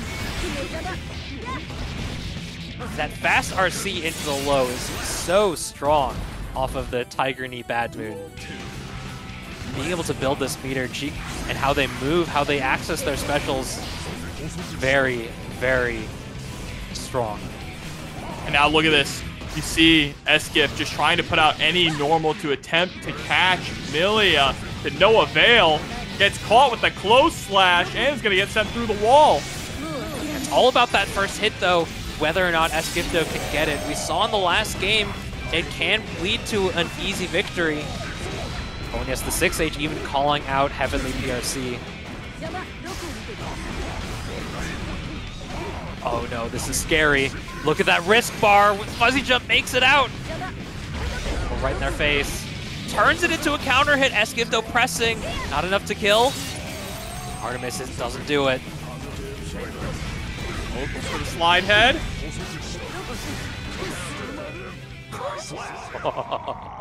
Oh gosh, that's a Guilty Gear moment, man. Mash 6P. Sure. Just do it. Just mash it. And it ends up working out. Now we got it tied up 1-1 again. A lot of these sets have been going the distance. Yeah, this is the back and forth we like to see. This is 2 players playing the fighting game. And if there's anything I'd love, it's 2 players playing the fighting game. Duel 1. Here we go here. Game 3, trying to get that 1-game advantage. Getting guaranteed burst there on the 6H. Punishes the held flick. Oh, look at that. Trying to go for those 5Ps. You see that Gift is looking for 5Ps to try and swipe Millia out of the skies. The most difficult thing is trying to keep Millia grounded, right? And Potemkin doesn't have a lot of great anti-air tools. Caught the backdash too. And Jikh's movement is just proving too tricky. Gifto, they're swatting at air. They're just not able to hold them down. And it's a similar position that you have to play against Chipp, because you just sometimes have to put a hitbox out and hope that they run into it. Because these characters are just way too fast. Oh my god, with the JH. Into the RC, 6P, it just worked. Punishes, there we go, just close enough this time. Duel 3. Trying to go for the 6K follow-up. Didn't believe in the counter hit there. Gets out of the 6H though. Fuzzy jump away. That's something Millia players love to do, the fuzzy jump. It's just so effective. Oh, and now we're able to actually take the quarter and block the burst. Get put into the blender. Backdash is going to be caught into the wall. Splat isn't able to break it though. The heat tackle actually working out in that instance. 50% tension spends though. is going to be able to kill. That's another game on the board. Jikh 2-1 currently. Yeah, the two S connecting there. S-Gift probably thought that the bad moon was coming, so went to go stand up, got clipped in the ankles. It's, I think, really coming down to how S-Gifto is able to not only deal with Jikh in the air, but once that's done, how to deal with them on the ground, because there are so many angles of attack that come from Millia Rage. And we just saw another one, the Whiff Punish game, when she has such speed in her toolkit, it's so hard to deal with. Back into the corner once again. This just gives Jikh full reign of the skies, full reign of the entire screen, while S-Gift is just grounded. What an air throw! One goes for the double overhead too. This is set point off the back of a perfect?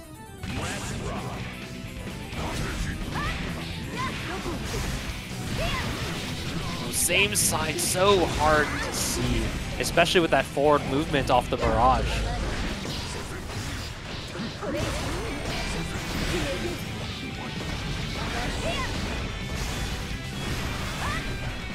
Oh, nice defense. What? When they threw them out of the hammer fall. Oh, what awareness. That's brutal. This might end up being it, but Wingert has no damage. Trash super, trash super. The safe jump situation there. Oh my god. What a combo. Into an RC? No, wants to go for the mix-up. Catches the backdash into the pop buster. S-Gift stealing away the round as Onday comes with 20 big ones into the matcherino. The masterclass of active defense, bulldogging. Nice 5P. Oh, too much hit stun. Too much, or block stun. Too much block stun.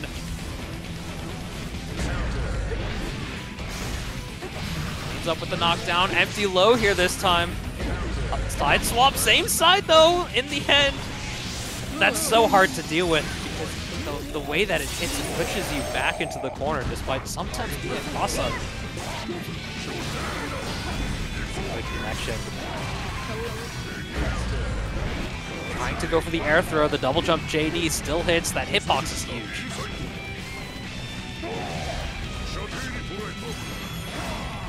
Oh, whoa, that was trying to go for a hell of an anti-air.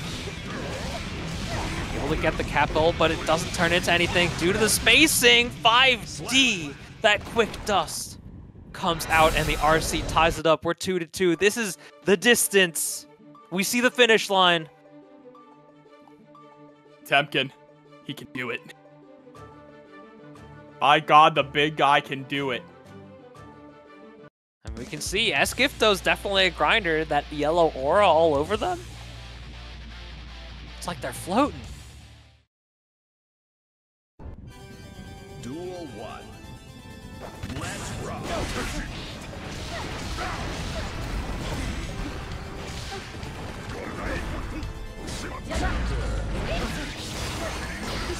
Okay, first early on, trying to get that momentum. Yeah, but it gives Jikh the screen, and now the corner.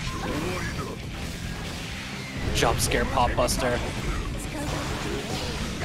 Takes the free gold burst though, turns it into an offensive posture. Are we gonna go through the wall? No, we got the mix up. Cross up! Oh no! There's so much range on that! Car Pop Buster, one of the best moves in the entire game, Nostro. Dog, it has more range now too. They gave it to him in the Season 4 patch, and they let him keep it. Uh-oh, there we go. Fastball into the close slash, gonna connect. We might be going to a final game, final round situation. This is a good start if we want to see round number 3 and game number 5. We're just gonna give it away. Yes, keeping the burst for the last round.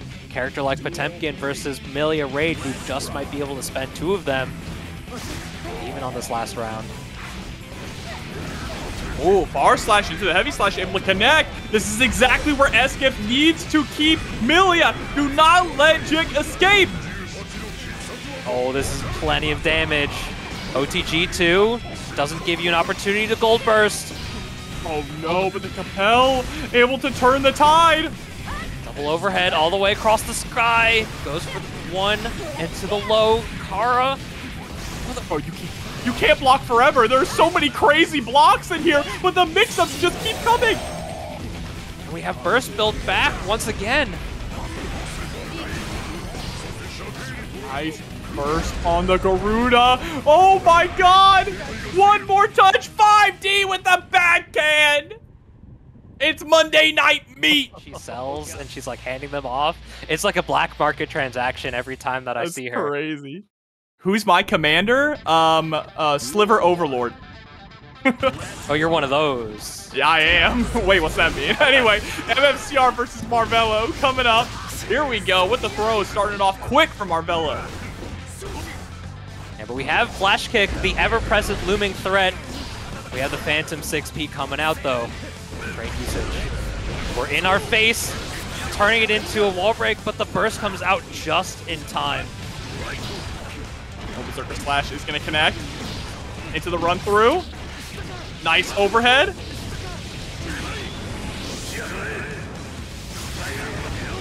Not close enough to the wall. The OTG doesn't kill. Misses the backdash forward drift.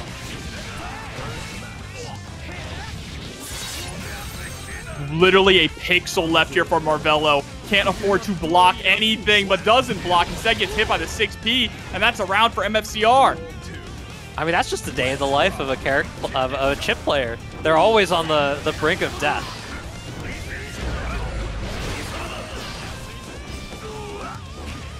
Trying to whip punish 2D. Beats out the 6H. Very good poking from Marvelo. We're slowly pushing them through the corner. Doesn't elect to go for the super. All right, not a hard knockdown, going right back to neutral. I like the 2D there from MFCR, but is going to get caught. 2K 2D. I see MFCR putting out that 6P very liberally as well, just seeing Marvelo on the tightrope. I'm not sure how the interaction works out with specifically Leo's 6P, but it's really, really hard to 6P a Chipp player when they're on the tightrope. Oh, Shooter MC coming through with a sub. Welcome back, appreciate you. Not close enough for the wall bounce, 50%. We use the burst. Playing wary of the flash kick. This is a knockdown. Safe jumps available. We'll have to see what mix-up we decide to dole out. Oh, same side. I thought that was going to cross up for sure. Yes, the difference between an FD break or no FD break. Just using that momentum and that collision box on JS just makes it ever more tricky when they interact on that knockdown off the wall break there. Look, chat, I saw you all with your negative reaction to the fact that I play Sliver. It's not the only deck I play, all right? I also play Zergo Voltron, but my Zergo is Guts from Berserk. So I'll show you that card after the set. Oh, hell yeah. So see, there's my base deck. They're my base deck, okay? I'm sure there are worse commanders to play, but right now we have some quality commanders in Leo getting the brunt edge of this force here. Oh, through the wall, hard knockdown, believe it.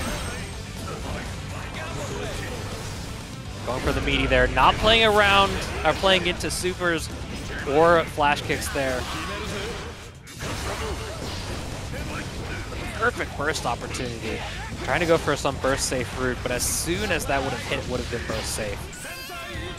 Oh, the BRC backwards trying to bait out a flash kick. Still not enough. But enough.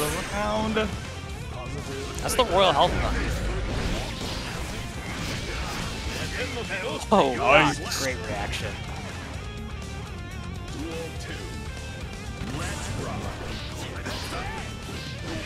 Sorry, Monster. I do have the Cascade Sliver in the deck.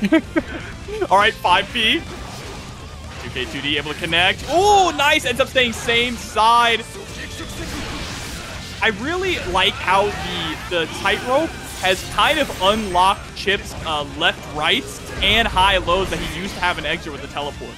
That beats Flash Kick? That beat Flash Kick? That's something. That's something, all right. Marvelo is teaching me all the ins and outs of Chipp tonight. With a quick 2-0 here now against MFCR. This is a top 8 loser side qualifier match. Yeah, I see MFCR using the MFCR tag once again, rather than playing as Goku I saw a few months ago. He's still So Super maybe Saiyan 4 Goku in his tag, though. I mean, in the in-game name. I don't know. Maybe this is the Zenkai boost, though. They're down 2-0. Right. Maybe it's the Zenkai boost. Maybe we come back even stronger. Saiyans get stronger as they fight.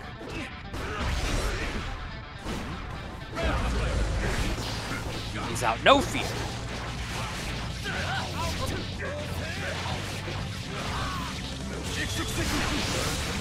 Getting a little bit of extra meters. Using that Resho Kara. Here we go. Mix-ups on deck. Now, we already saw the cross-up on the JS. Are we going to be wary of that?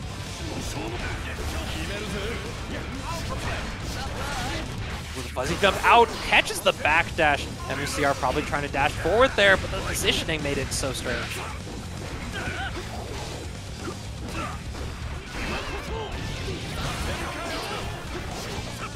Very cheeky attempt for the dash 5P there, but now we're just on the left side this time. That's a kill before we hit the wall too. No burst back for MFCR. And that's unfortunate, but MFCR is going to have access to Deflect Shield and Wild Assault right now. Question is, are we going to use it? Or are we going to hold on to it for a rainy day? The way that Marvelo just mixes up his approach options is so well placed, especially when we see that throw come out off the tick. But now we're just giving MFCR the turn, but the knockdown. Marvelo's in the driver's seat. Goes for the mix-up. And knew that the super wasn't going to kill. Going to RC this one. The jump back to try and avoid a reversal, but scores a throw. OTG not enough to kill. Wow, 3-0 Marvelo. But finally here, up against Slayer. And I think Slayer is actually really good in this match. I think Slayer wins this matchup. That's my opinion. Duel 1. I think that this is the kind of matchup that there's probably like a lot of secrets on both sides that I'm not sure how they interact. Because I've heard Razzo say that the Happy Chaos players just don't know how to play this matchup. I mean, I can understand when you have a character that can literally just, he's on top of you just with a Mappa hunch and you can't just have your gun out at all times, it can get a little difficult. And obviously, once Slayer really starts running the offense, Happy Chaos doesn't have those defensive tools. Guns just aren't dandy. No, not as dandy as your fist. You would never see a character like Slayer utilize such an uncivilized weapon like a gun. I mean, he's got 2 of them. Yeah, he can do a lot more damage with his fists. Oh, but the 5D is going to connect. Close round there, but once you get locked down in the corner, again, same issue applies for Slayer, not having those reversal options. Be able to get to the wall here, slump effective, but Jack's very much willing to break the wall, especially when we have detention to recoup our resources.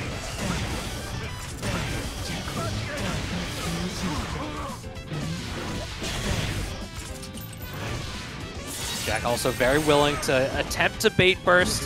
One of the players that I would have to guess has the most successful burst baited than anyone else.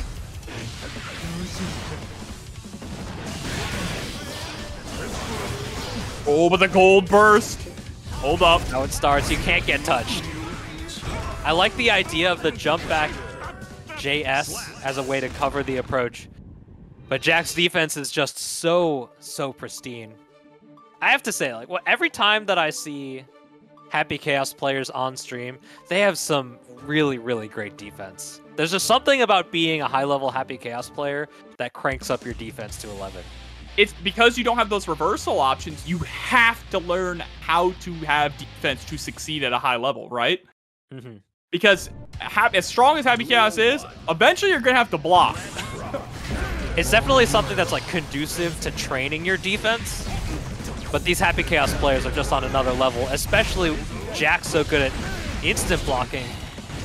But now he's blocking with his face. He's just getting hit.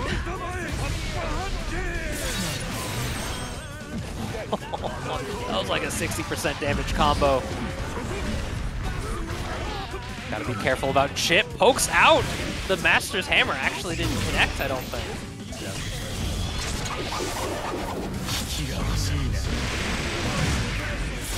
Deus Ex Machina scoring the knockdown, but Clone still has a lot of life and a lot of meter here. Just the slow walk forward and shooting. Finally throws out the YRC. Yeah, Jack was looking for that YRC the entire time. Where are you pressing? Had to do it to him. Oh man, that 2H. Give that 2H to any character and they become a great character. Oh, too far away though to actually punish the burst. I love that 5k round start option too from Clone. It's one of Slayer's best round start buttons. 5k, 2H, they're so good. That's a sword normal, dude. 7 frames, super long, mashable. It just goes. He hits that clean 90-degree angle too, and that clean pound bunker. Come here, let me get a bite out of you. And clean shaven too, look at that. Now just disintegrate you with this punch.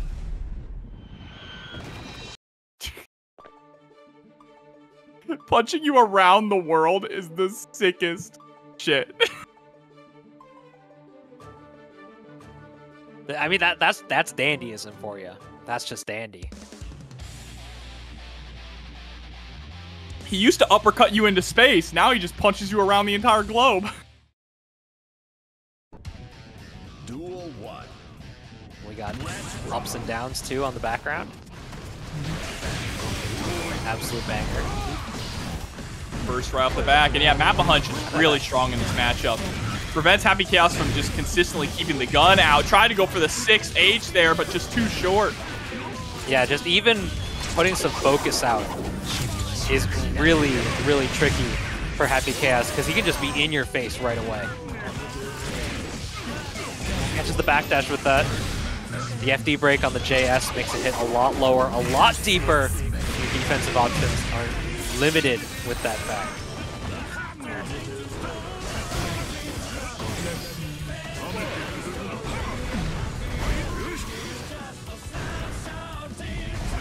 Oh, I like the patience there from Clone, able to hit the counter hit 2H.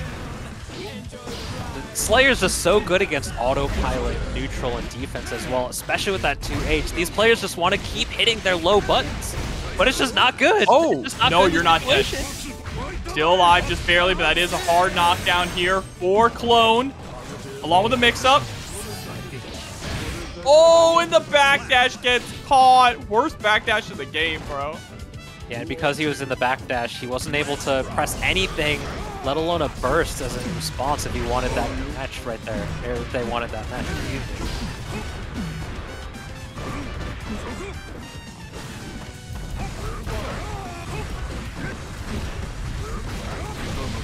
These backdashes from Jack keep paying off. I swear, the Master's Hammer success rate is so low. Jack is so good at defending against that. Oh, Troy mashed. Imagine pressing a button on defense against Slayer. Yeah, no, that's a death sentence. Right through the wall here. Positive meter bonus. Not going for anything tricky off of the blue walled assault.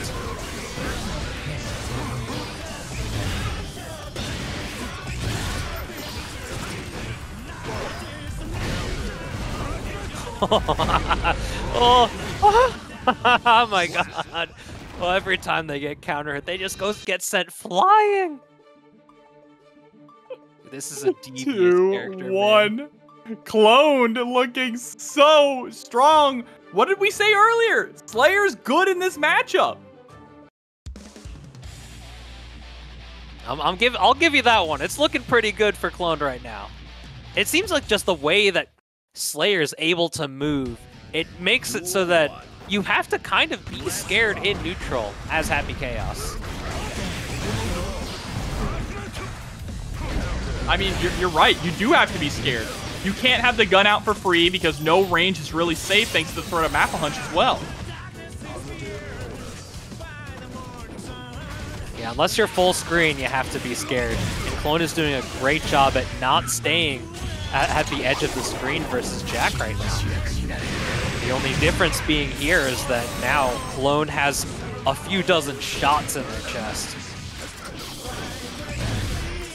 They're gonna have a few dozen more here with this Deus Ex Machina closing out the round. Jack trying to take this to game 5.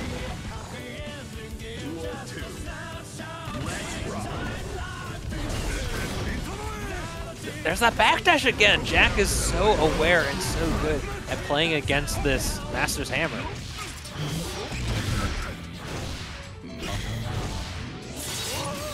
Success. Boom through the wall. Oh yeah, but we had the curse on them.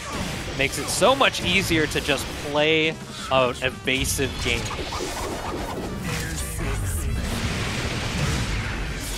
Fire straights here.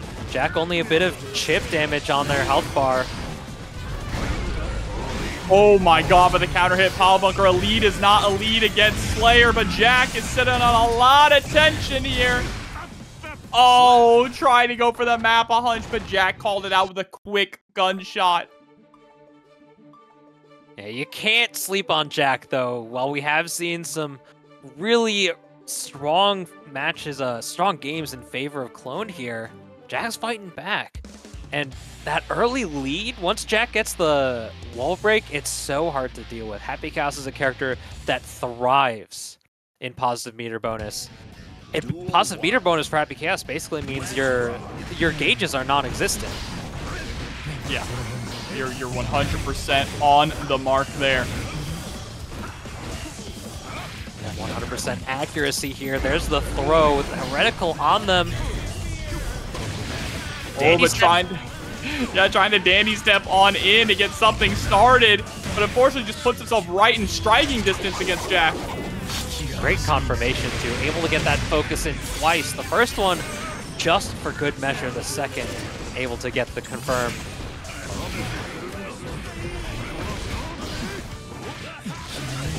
Oh, the throw into the RC set point now for Jack. Clone was getting maybe a little antsy, maybe a little tricky with the double dash through. But Jack's active defense paying off. This is where we want to be.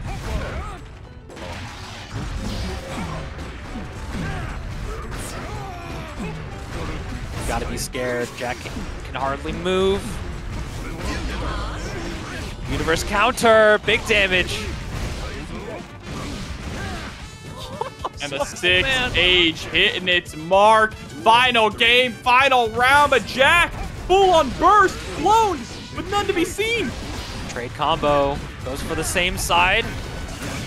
There's that backdash again, but handed to, or Master's Hammer recovering quite quickly there. Oh, you'll be able to build a 50, there it is. The wall positive meter bonus, this is where Jack has gotten most of his success from. Dash through again. Press applied though. Catches the backdash. There it is. And the anti-air with the overhead follow-up off Dandy Step, and Cloned is gonna make it 3-2. Moving on to winners finals over Jack versus Lakey, the big meaty man Goldlewis up against the one-armed samurai Baiken. Yeah, that's Goldlewis, perhaps the temporary Slayer. I know many a Slayer player from Exerd who decided to choose and pick up Goldlewis when they came out, but right now Lakey is just trying to keep them in. Let's see if they have a tether combo available. Oh, but it wore off just in time there. There's big damage coming in. Lakey still brave enough, puts out the parry there. Here's the pressure going in. 5K gets beat by the 6P. Lolo unable to turn that into a confirmation though. Free escape from the corner using that Thunderbird. Here we go. Yeah, we have a lot of opportunities for safe jumps on the side of Goldlewis, but you can't be too antsy when you have to face against the parry. Oh, great usage. That's the guard cancel parry. Or perhaps just having it at the right spacing for it. Oh, but we already pressed 2D. Safe jumps are a little bit hard when it comes to fighting against Goldlewis, because all three of those down with the systems have different frame data, getting longer and longer on startup depending on how many circles you input. We got the 1080 there, which took the round. Now Lakey falling down onto the Thunderbird, getting hit by this overhead from the 486. Big damage. Let's see how Lolo decides to set up, just putting in Thunderbird. Ooh, great usage, just getting through it. Had to spend 50 for it though. How much tension do we got? Got just enough. Lakey time though. The 6P, it ends up beating the Escabari. Great eyes on Lolo there, perhaps tuning into Lakey previously, because that was something that they used a lot in their last set. That's the first game here for Lolo. Goldlewis, very, very tough character to deal with, especially when he has offense going. And even though you have your parry available, it's so difficult to parry Goldlewis because all of the Behemoth Typhoons, they have different speeds. It's just like I was mentioning with trying to safe jump against down with the system. You can't just be pressing parry because sometimes you just get counter hit. We saw it a few times coming out. Same side there. Baits the burst there. RC's just to make it guaranteed. Plenty of damage. Right. Already dealt. Yeah, trying to use that JD to create space. Running in. Bro, just... Whoa! Look at the pushback! Give me your life and your meter. Yeah, Lakey does not having enough tension to FD through it. Lolo with the great awareness, looking at that bar at the bottom.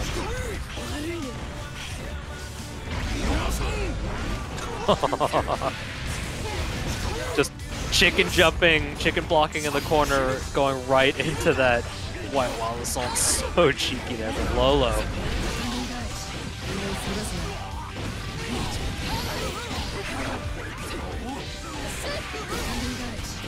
Right, with the launcher. Oh my god, you just turned it.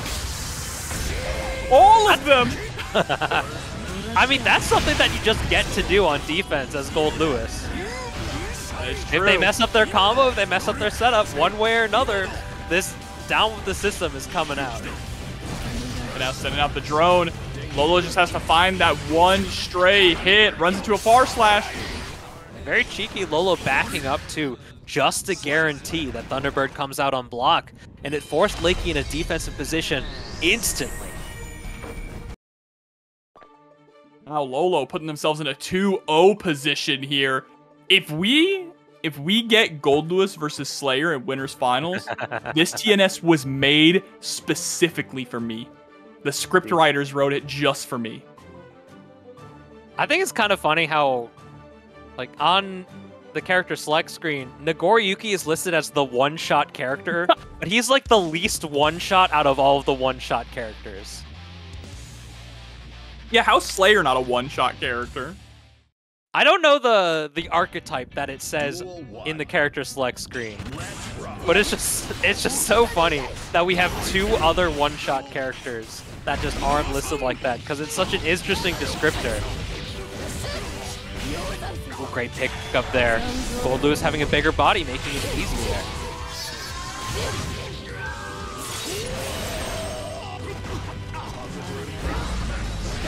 Nice for the JH. And Lolo using that 6P a lot to reasonable success, but sometimes not quite successful enough in that instance, leading to their detriment. Lakey puts a round on the board here. Let's try to fight back. It's 2 games up for Lolo right now. Oh my god, tried to parry the behemoth. That was a ballsy move. Gets caught with anti-air 2P, the bionic elbow. Parrying Goldlewis is risky as heck. No circles involved, just half circle back forward.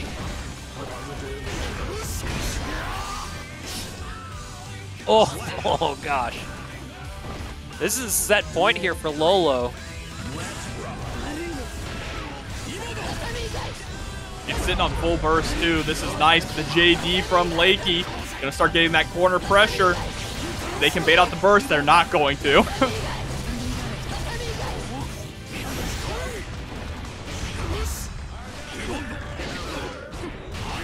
There's a trade. Blue beat. That doesn't break the wall. Probably wanted to maintain pressure, maintain offense here. But right now, Lakey's in your face. Gotta watch out for BRC.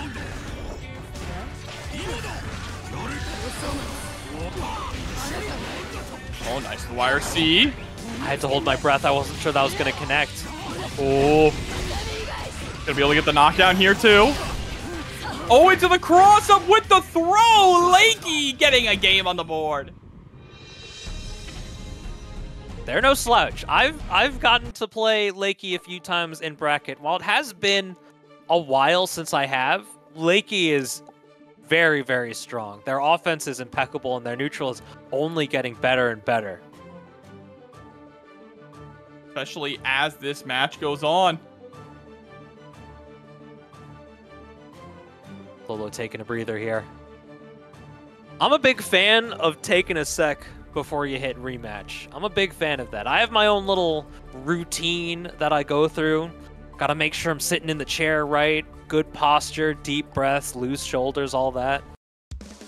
Yeah, I do too, especially not only composing yourself, but cooling down your opponent. If your opponent's starting to go on a little bit of a hot streak, ice him out. Duel 1. Yeah, if they instantly hit rematch, that's when I feel like I've made the right call in taking a deep breath.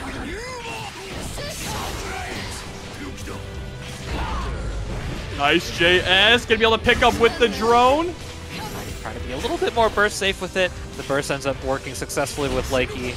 We're trying to dash block out of the corner and great usage, getting through the air 624.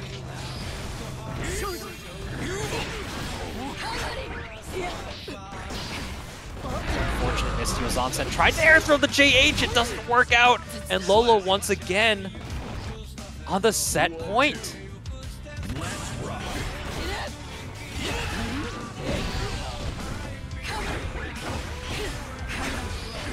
The tether going back and forth once again. Fuzzy jumps out. Oh, reeled on in, immediately into Yozansen. Beautiful counter hit with a 5D launcher. 2P mash though. You're at 6K. Yeah, and Lolo just holding ground and not letting the screen scroll away so that Lakey has to deal with the Thunderbird.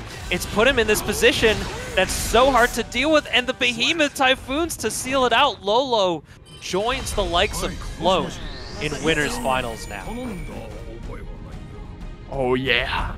Oh yeah, winners finals, Slayer versus Goldlewis. This is what I'm talking about. This is what we love Strive for, all right? Goes to my local. He would come up and when Wild Assault came out, he's like, oh boy, we're gonna hit people with some unblockables today. Well, let's see if SQ is gonna get hit with these unblockables going into this loser side match of top 8. Just getting hit, the jump slash, returning to neutral here, but we haven't expended Eddie yet. Oh, nice 5P. Just harassing with light normals there, trying to set the pace. Into the throw, RC, wall break as well. Yeah, we almost have Eddie back. Sent back to the ground there, that JH, and because they landed with the guard crush, able to recover in time, but it doesn't matter. We still have another sword to throw at.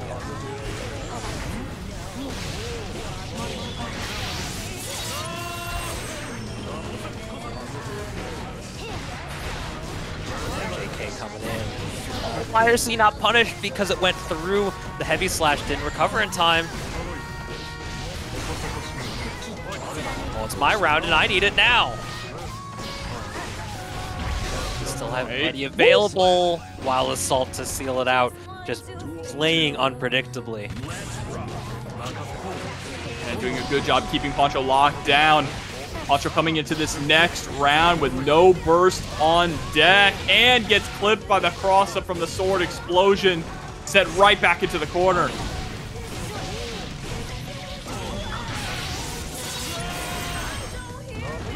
Dire straits here for Poncho.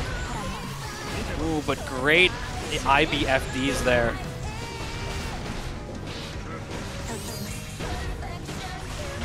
Look at this, just checking with the 5K, the 2K. Poncho unable to create some space.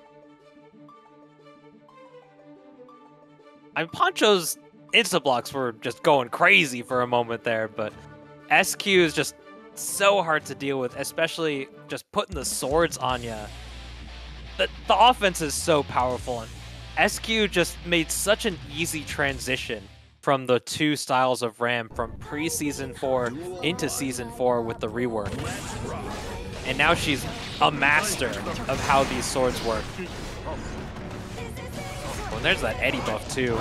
We got hit by the burst, but the Eddie meter just stays where it was.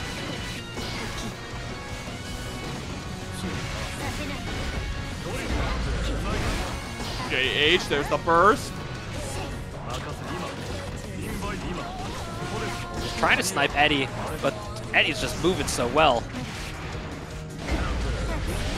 What a 6B. Yeah, unfortunately, when you don't have Eddie and you also don't have Wild Assault, the pressure does have some pretty big gaps for Zato. Well, that was a really cheeky setup there with the 6K once more. Oh, smile, you son of a... Oh, that didn't kill! Oh my god! And it's right back to neutral. SQ with the windshield wipers! You're dead! Tragedy strikes for Poncho. That was history rewritten right there. I swear she was dead from that. I swear she was supposed to be dead from that. How did Ram live? That's a different timeline, Dostro. We're living in the SQ timeline right now. These reapplications of Opposed are proving very threatening. SQ hasn't found the gaps there, but they still found a way out. Poncho was unable to get a wall stick.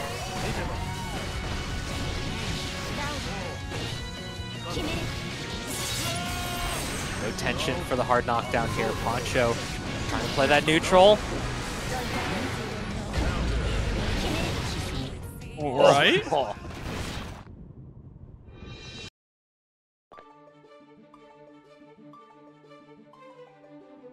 That's two quick ones. I had to check the score after that one. I swear that felt like just one game altogether. That went so fast. I know, it kind of did. Just kept going and going and going. It's because they're instantly rematching. Poncho wants the smoke, but where there is smoke, there is fire, and SQ is on fire right now on the verge of a 3-0.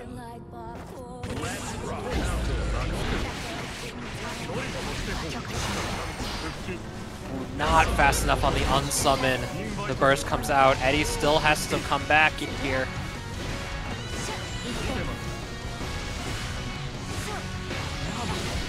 The staggered close slash is making it so difficult for Poncho to find any room to actually press. SQ's done a great job of mixing up strict mix-ups with just stealing pressure. And here's one mix-up blocked by Poncho. It's a good read on how she wants to choose, and there's the punish on the Eddie set. Unable to pick up there off of the Daro. Just a passive game to play here. Eddie's still on the back, but the jump P, the air swipes, this puts SQ on set point.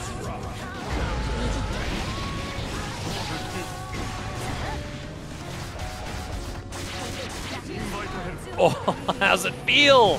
How's it feel? I'm Ash P2. I mean, that's Zato's reversal option. Just the constant opposes. Oppose on someone, oppose on someone.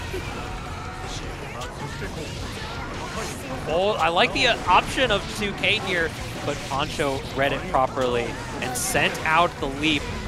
RC comes out and escapes the Ondo as well.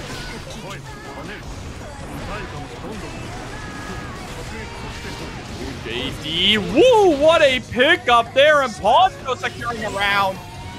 It looks like SQ maybe trying to get a little mobile on defense, but the leap ends up hitting her.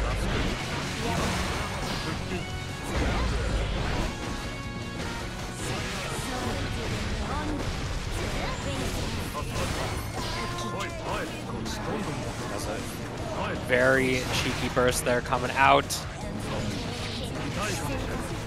The way that Poncho moves, it's hard to keep up with.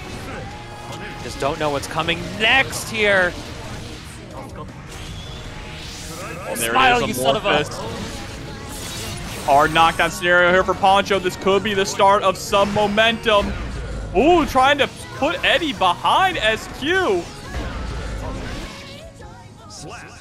That's one on the board. Poncho takes it. SQ trying to fade the mix-up, but Poncho's waiting, just establishing what's on screen.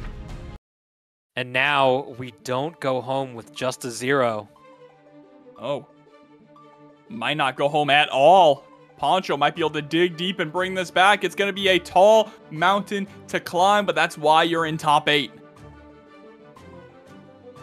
SQ still just has to win one. Just has to win one.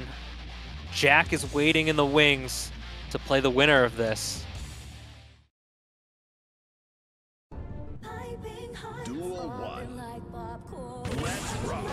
All right, round start interaction. 5H is going to get a punish on SQ.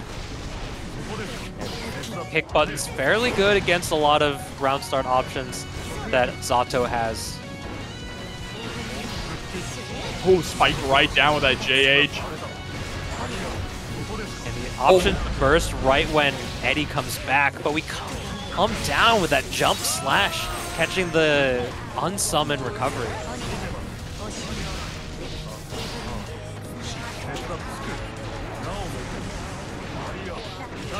Pressure, nice 2K. Put Eddie behind to combo off the leap and get the setup. Oh, break no. the law. Break the law, breaks the legs, not yet breaking the wall here. Able to block in time. Oh, and the Wild Assault 2 catching Poncho, just trying to move on defense. Just missing out on that one last option that SQ hasn't shown much of.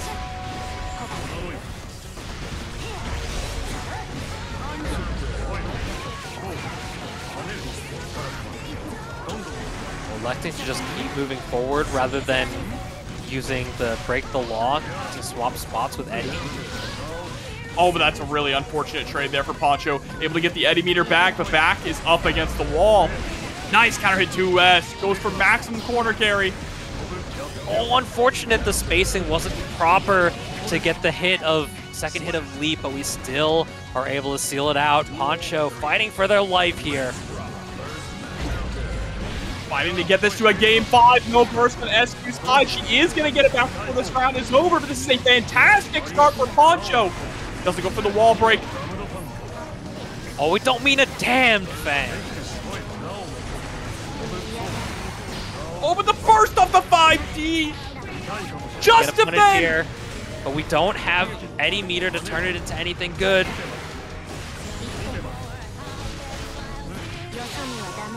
Still has access to the burst, though.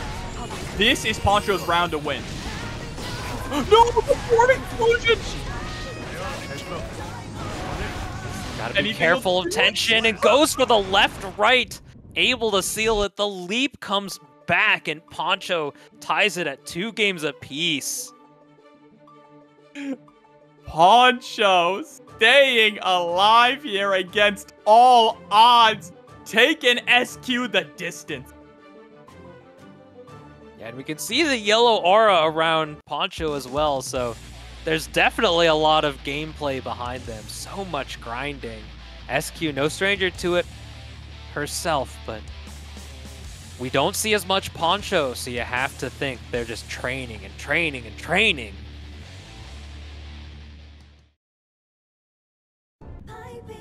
Duel 1. Yo, it all comes down to this. How's it going to start off? Both players backing up, but the Leap gets the first blood and the 5D. I swear that 5D looks longer and longer every time I see it.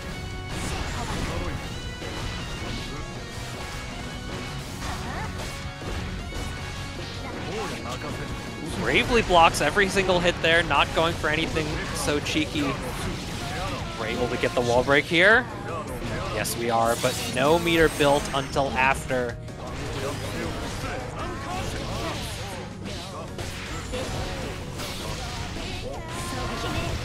Sage with the wall splat into the Mortabato, but it whiffs!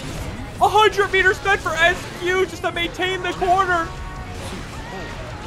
Yeah, I had to wonder which super would actually connect there. With only one sword, we didn't have the proper range, but now we're stuck in the other corner. Poncho backdashes the Ondo. What's my round? I need it now. Nice sword explosion. 5D is going to connect. Set point for SQ. That may have been the last burst of your TNS run, Poncho.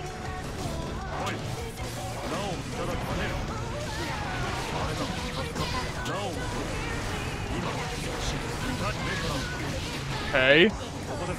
Poncho trying to take this all the way. No knockdown, though, and the far slash is going to connect with a counter hit. We're going to be able to build a burst shortly. There's the wall break. The wall stick gave us so much along with that positive meter bonus. We also have 100% tension on the side of Poncho.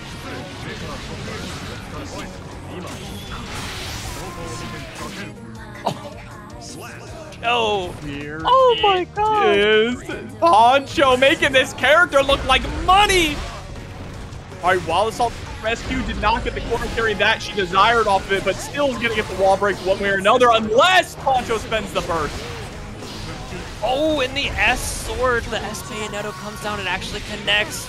5D not close enough, but we still connect with the Daro. We're still working on a perfect with one more hit to seal it. Oh, and there's that hit. A perfect 7 white letters for SQ as she eliminates Poncho from the bracket. Other characters that have to fight quite frequently, a lot more than Zato right now. Lucien on the side of Happy Chaos, and Marvelo, who we've seen many times tonight. Marvelo's been looking really clean as well. So we'll have to see. I kind of like Chipp in this matchup.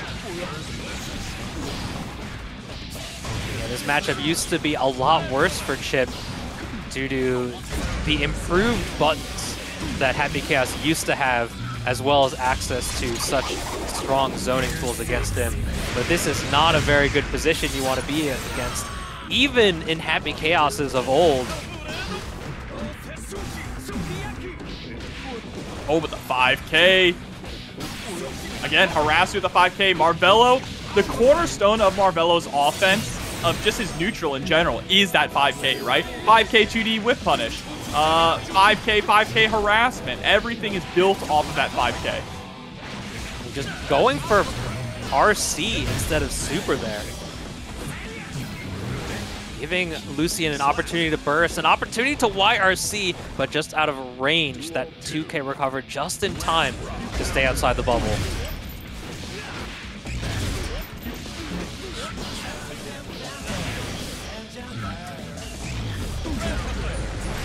Oh, was going for the wall slump? I hear Gravity in the background. That's my favorite song in the OST. Oh, trying to go for that bar slash. Gets clipped by the bonsai. it goes right over the 2S too. Oh, but he went a little bit too far. Throw PRC. Lucien being very wary of DP on Wake Up. Marvelo's been pretty liberal so far, just in this first game. But no bullet to the chamber. You gotta ask yourself one thing, did I fire 5 shots or 6? Make my day. Bro, that combo is nutty, and the bait on the burst. Marvelo getting game number 1. In all of the chaos, I seem to have forgotten myself. Marvelo takes advantage of a bulletless Lucien. Those normals on block are a lot less scary when there's no reticle to back them up. Marvelo, 1 up on the board. Man, I'm running out of breath here. There's just so much going on in this set, and we're making the swap to Sin. Yeah, Lucien has broken out the Sin many times before. They are well known more as the Happy Chaos player, but this Sin pick is not unfamiliar. Not at all. The 2K confirmed.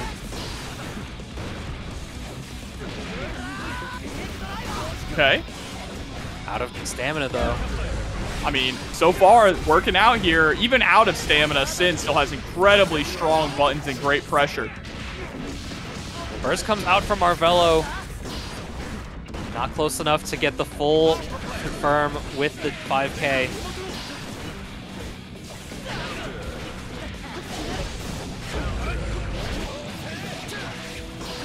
Reestablishes the rope here, turns it into a mix-up. No knockdown.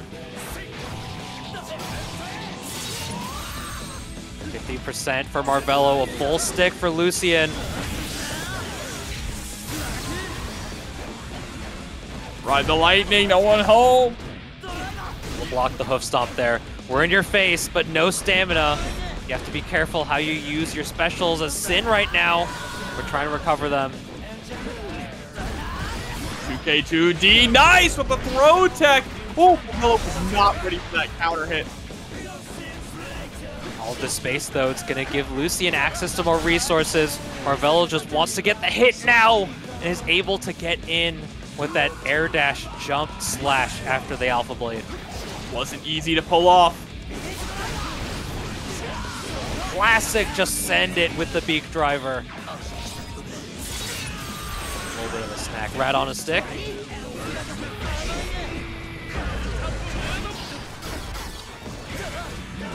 Is this something between Lucien specifically for Marvelo? Because I swear we saw no Beta Blades previously. That's interesting. Yeah, Marvelo hadn't felt the need, I guess, to go for the Beta Blades. But now, using them against the pressure here from Sin. Gonna start applying his own pressure, though, with the cross-up. We've seen, this is like Marvelo's 3rd or 4th time on the stream today, and we saw maybe 1 or 2 Beta Blades before this. Oh, nice. That was a crazy pickup. If he could have actually converted off of that 2K, I would have lost my mind, but he is going to convert to a 2-0. Yeah, Marvelo is always paying attention to how things pick up. Unfortunately, didn't get that specific conversion, but it doesn't leave him deterred. Lucien has probably wondering who's the right pick in this situation. We played the Happy Chaos, we played the Sin. I want to think it turned out just about the same for both of them. It looks like we're queuing up with the Sin again. So we're committed. Whether or not this is the last game, it's Sin all the way here. Winner of this is off to fight Lakey too, so plenty more Guilty Gear after that. It's just going to keep on rolling until we crown a champion. Duel 1. Let's rock. Rock. Wild assault right off the bat there for Marvelo to try and carry as far to the corner as possible. I think Marvelo wanted the wall break, but an unfortunate drop there. Going straight through the corner, built the Tyrant barrel. So much damage left there. Oh, setting up the rope. Has an avenue to escape, or did. Beta Blade. How's it feel? How's it feel?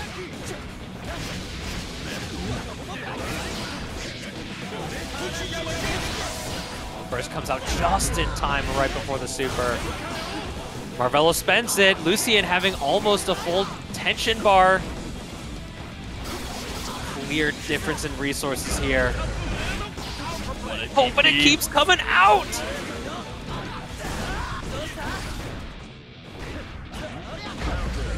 Oh, the whip on the 5H thanks to the FD. Great punish from Marvelo. Even getting the confirm off the kick Alpha Blade. Oh, and follows them up. Lucien with the call out air throws. Marvelo loses the round. Both players hearing 50% of their burst gates though. Lucien does have access to a Wild Assault or Deflect Shield. But I don't think they're going to be spending burst here unless things really change. Just keep doing 1-2.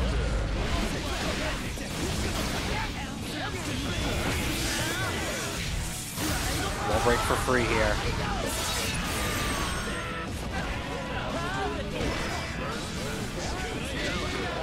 The defense from Marvelo has proven so potent.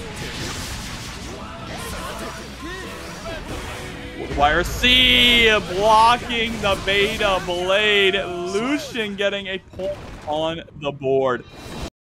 And maybe there was a little soul searching after that last game, wondering, what's going wrong? How can I fix this? Lucien pulled out the answers, and now Marvelo went down pretty smoothly. Lucien understanding what's going wrong. We'll have to see how Marvelo decides to fight back here. I think Marvelo's been performing incredibly well. That wasn't like Lucien was able to just wash them. So I think we just stick to the game plan, right? Stick to the game plan. If we can get some solid punishes. In that game before, we did drop a big confirm off of the round hit into Wild Assault, right? Wasn't able to get the wall break.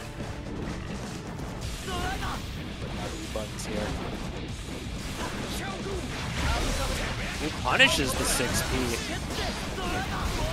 Good burst point too. That kick Alpha Blade is so good at going coast to coast, but it's hard to deal with when they just put you back into the corner like that. But the escape off the tightrope, he's moving so swiftly.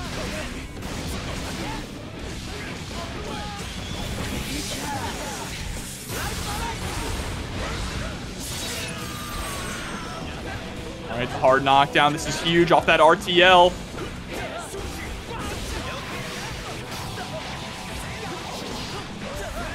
Oh, going for the mix-up. Great defense, though. Get 100. Oh! That was almost nasty as hell. Marvelo immediately just slamming on that burst. Would you trade 100% of your tension just to get the burst out? Yes. I don't know. Lucien's probably pretty happy with that. Of course, they're happy to secure the round. Marvelo's just able to put up the tightrope and not getting punished at all. It's been a very good escape option, as well as just ending block strings by setting it without doing anything afterwards.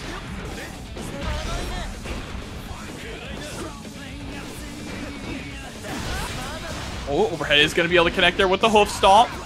Oh, I think we're going to a game 5. This is going to be a difficult comeback for Marvelo to make with no tension. First hit, though. Get those plus frames off the Gamma Blade. Oh, good job. Not going for the throw tech. Even just going through the walls, pretty good here for Marvelo. Getting that positive bonus is going to give him more resources to work with. Boston's going to connect. Are we going to see a burst come out here? We do. Lucien doesn't want this to go to another round. Marvelo's going to build burst right here. No way. Let's go through the wall. There's no way. Kill? There's no shot. It's not dead. Right back to neutral. Oh my god, the J2K whiff. Ability. Alpha Blade is going to be blocked. The defense here from Lucien. But you're going to get chipped out by the Rekka low. I cannot believe he made that comeback. He had no burst and no tension and no health after that wall break. He just did it. Here's the mix coming in. So tricky. Guaranteed burst point for Lucien. Yeah, because the game spent some time acting before we were able to get the hit. We built the tension for the Tyrant Barrel.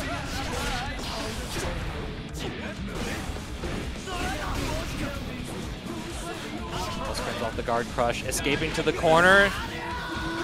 No calories to get that. Oh, hold on. You might actually be dead. Uzumaki Barrage. No, we're going maximum chip for maximum damage. Marvelo's gonna do it. I was a little touch and go there at that last game. Oh gosh. 5. It's like, man, wouldn't it be cool if her motorcycle was also a sword? That's right. Dante did it. But now we're gonna see who's gonna be able to do it here, Dostro. Jack SQ. Already off to a swift start. Jack was trying to approach and burst at the earliest convenience with that Wild Assault confirmation. Little stutter to get the throw in. All right, we're in her base. Ooh, mortal counter on the low. That's a quick round. Oh, it's not a quick round 1. Didn't have the sword for the extra damage of the Mortabato, but the 2S line in the sand. Yeah, nothing fancy, nothing fancy. Press down plus slash to seal it up. But it wouldn't be a Jack match if Crawl wasn't playing. True. It's a good song. Jack loves Crawl. I swear every time I see him playing. The wire C, get off of me.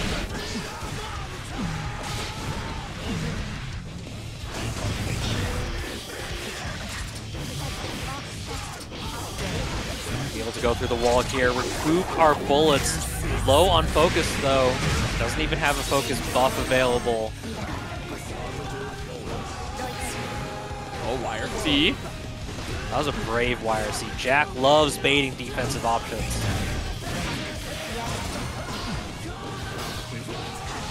Lolo profiles the 6S. Well, you might not be able to burst if you get hit even. The swipes, gets the knockdown. Oh, wait, to the throw, and that's going to be able to take game number 1 here for SU. Just takes the guard crush, that slash Bayonetto, so strong. They just decided, hey, why don't we give her a corner situation mid-screen? Wouldn't it be cool? It is cool. Not cool when you're fighting it, though. But cool to watch. Yeah, on the receiving end, that's not cool. That is scary. That is frightening. I am in fight or flight mode anytime I'm guard crushed. Like, at all.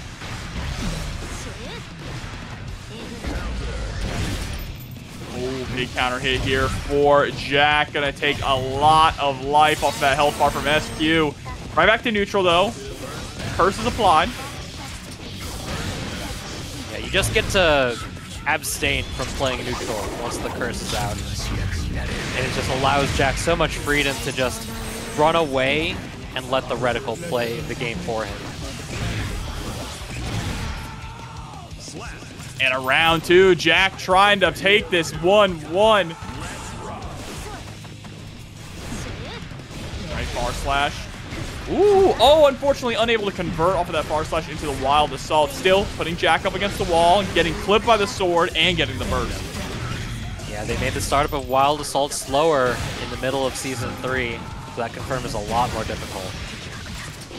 Oh, I don't know what side that was supposed to be on, chat. I don't know.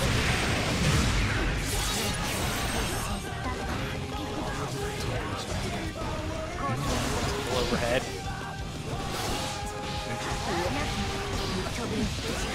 Oh, 5D. Gonna go for the super here? No! Actually... Okay. I have to assume that was a missed Mortabato. Yeah. Yep. I think that was just run up super. It's the same input on forward quarter circle slash. But this could be plenty of damage. I don't think it's a kill, but it's awfully close.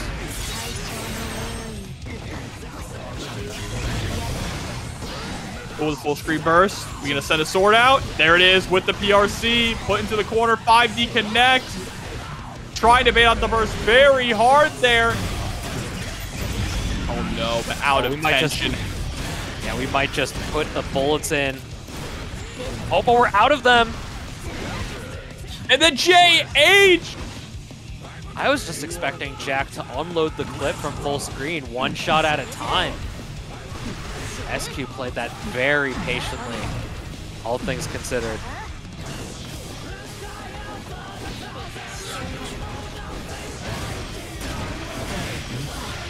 Oh, but roll through, it's gonna be able to connect.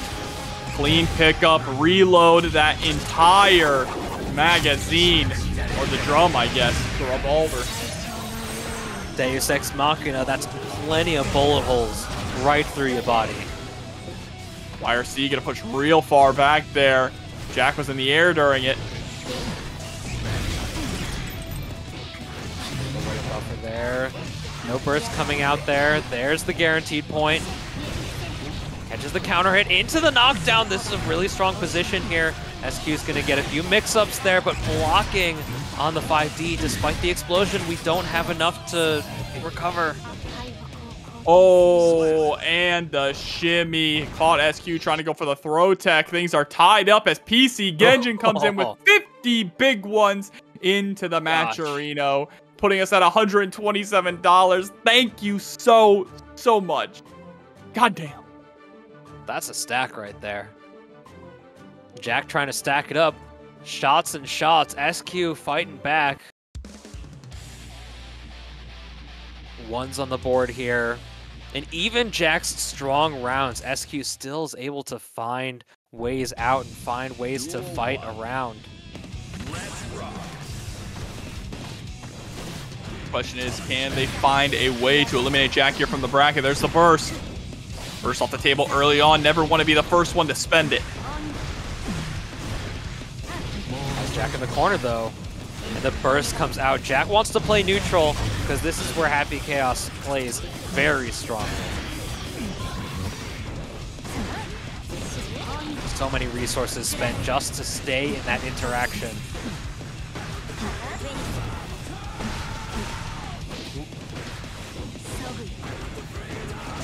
Dash block out. Jack really good awareness. Eyes on the screen. He's able to catch. We're dead here.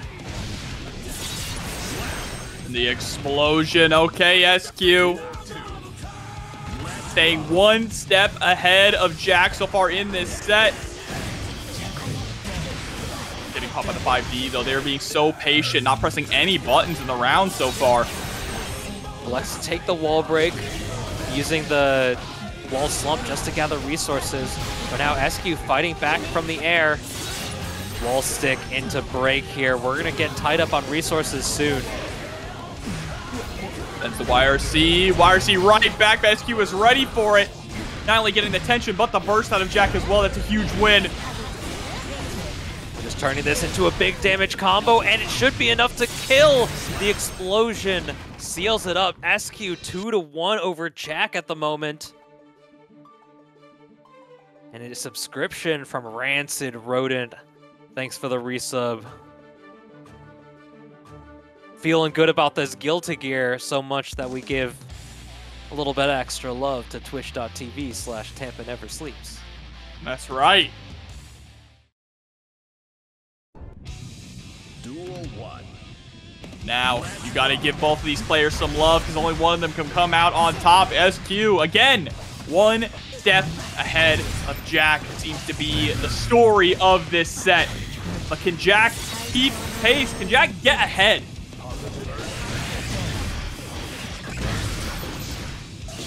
Go through the wall, 100% tension, spends the 50, and turns this into a hard knockdown. Jack is in the driver's seat, seatbelt locked in, and able to put the gun away just in time. I could have sworn I saw it out. And I'm not armed, officer. What gun?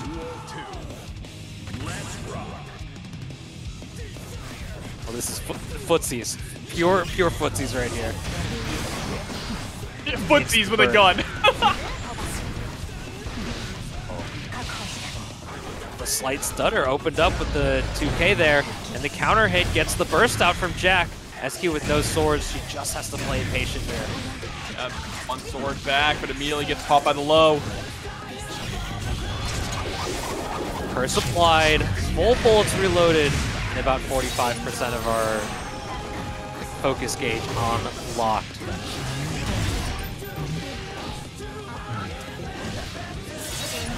To the wall. Yeah, unable to get the Deus Ex Machina from that positioning.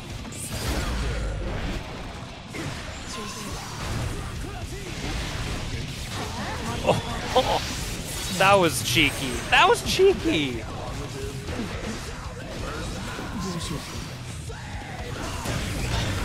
Fall down with the button.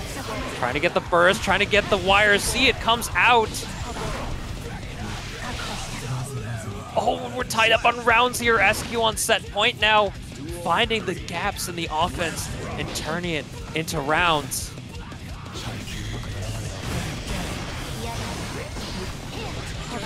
That's how the last round started. Oh. Exactly. And now big pickup all the way to the corner. Deus Ex Machina.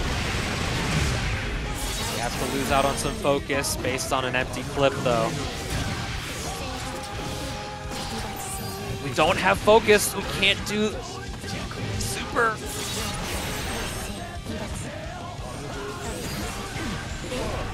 Oh, good enough. JH gonna connect. The throw comes out. We're tied up on rounds. This is too stressful tonight. Man, Jack always managed to bring it to the last round, last game. Jack has looked absolutely phenomenal so far. I mean, he's the Demon King for a reason, right? Even more dangerous in the loser side. Yeah, MFCR is not in the bracket, but maybe Jack's getting his own Zenkai boost. Duel 1. Let's rock.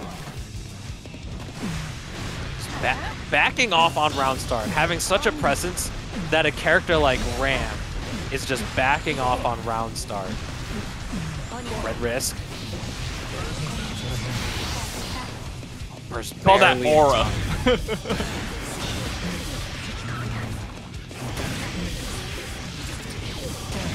Just that slight walk forward makes it so tricky to deal with. You represent so much just by being in your face.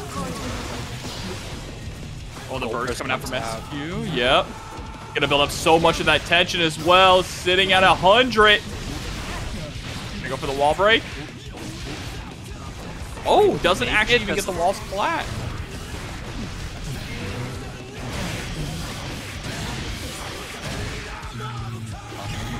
Wall slump city. Okay, just got our resources back and curse applied.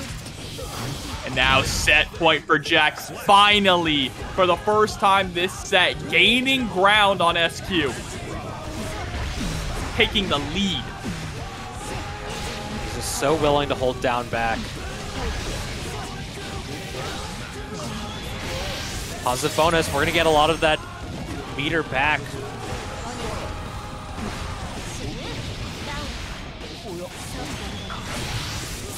Oh, and Yoka coming through with the sub. Welcome back. Thank you. SQ one touch away from taking this the distance. Yeah, but we're going to be able to get so much ground here. Jack with full resources and nearly a 50% tension, as well as a full burst. SQ just throws the OTG. This is final game, final round. Burst available on both sides, full resources. First blood goes to SQ. Bends her burst to utilize Wild Assault, but no reward off of it. Luckily for her, Jack didn't have any tension to spend there.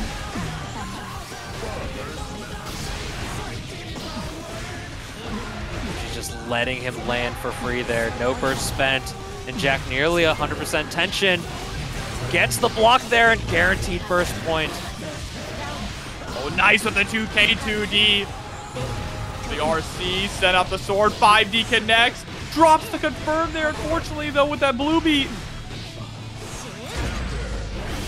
Uh-oh. Deus Ex.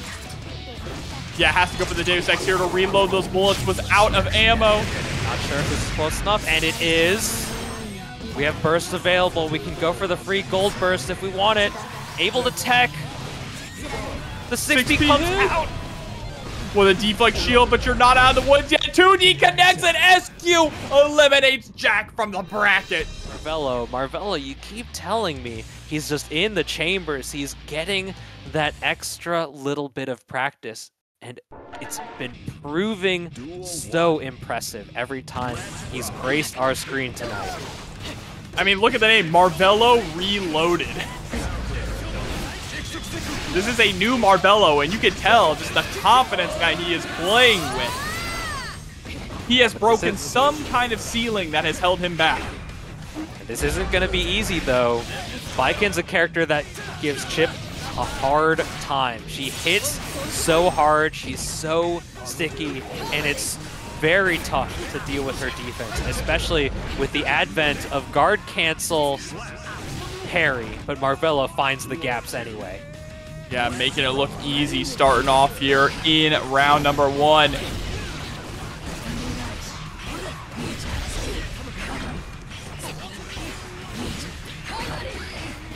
Reapplication. Gonna be able to get the burst out from Marvelo. He wants this game right now.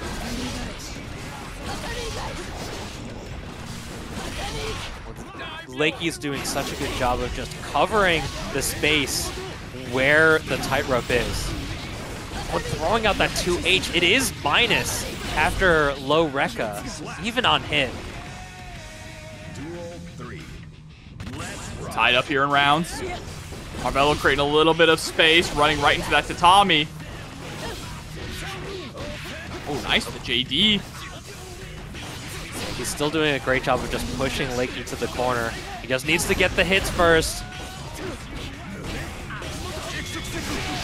Oh, one hit confirmed! Unbelievable, through the wall. This Marvelo guy should play Chun-Li in Third Strike, I swear. Is able to block the burst to secure game number 1. Dude, one hit Kara confirm off of low Rekka? That's sick. That's so sweet. He's just ready for it. That's the kind of thing that you lab out over and over. You drill over and over until it is in your hands and you don't even have to think about it. That's just gaming, man. Marvelo's just gaming right there. Duel 1. Let's rock. Out. Marvelo's been more liberal with those. Yes, Alpha Blade does really well against parry specifically. But yo, who the hell put on Frisia? It's always player 1. Player 1 gets to decide the music. So that's Lakey. Oh, 5D into the RC. Oh, big drop. Maybe Lakey's paying attention to social media lately. That tweet's been making rounds. People are liking Frisia. We're not even gonna get to the part though. Stripe rounds go too quick. Duel 2. It's just a beautiful piano ballad right now. Yeah, well, we're fighting to the death. Nice 6P to counter the bar slash.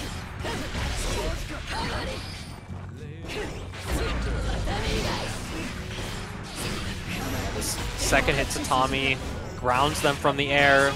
Missed Yozansen perhaps? Oh my god, scrambling on the tightrope. Marvelo with the J2K. Can't seem to crack open Lakey at all. So rock solid defense. And with the parry.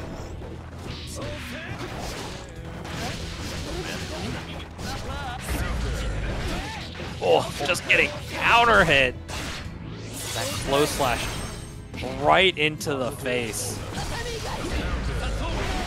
Oh, the 6 feet into the RC. Marvelo taking the round. Duel 3. Let's rock. Oh, this is a space base indeed, Naoki.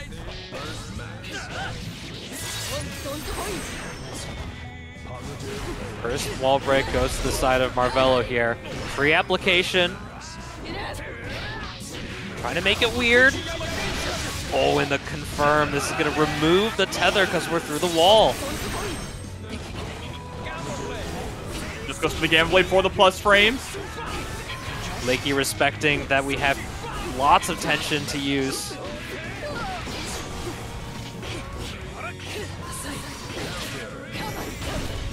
No burst available on Lakey's side as well. Just block on the Kabari. J2K hits its mark. Gets the OTG in the side swap.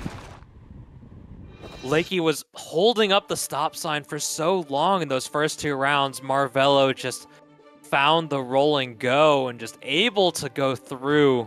And now it's 2-0. Saving that burst for another game. Marvelo on the verge of a 3-0 here. And if Marvelo can take that, does mean that he is going to move into top 4 against SQ. Yeah, Jack was the one who sent Marvelo to losers at 3-2. So we'll have to see who's ready to stop him.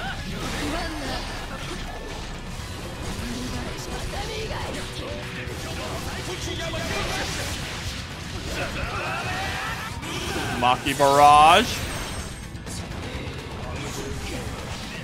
We have a different song playing. He's probably just got it set to random.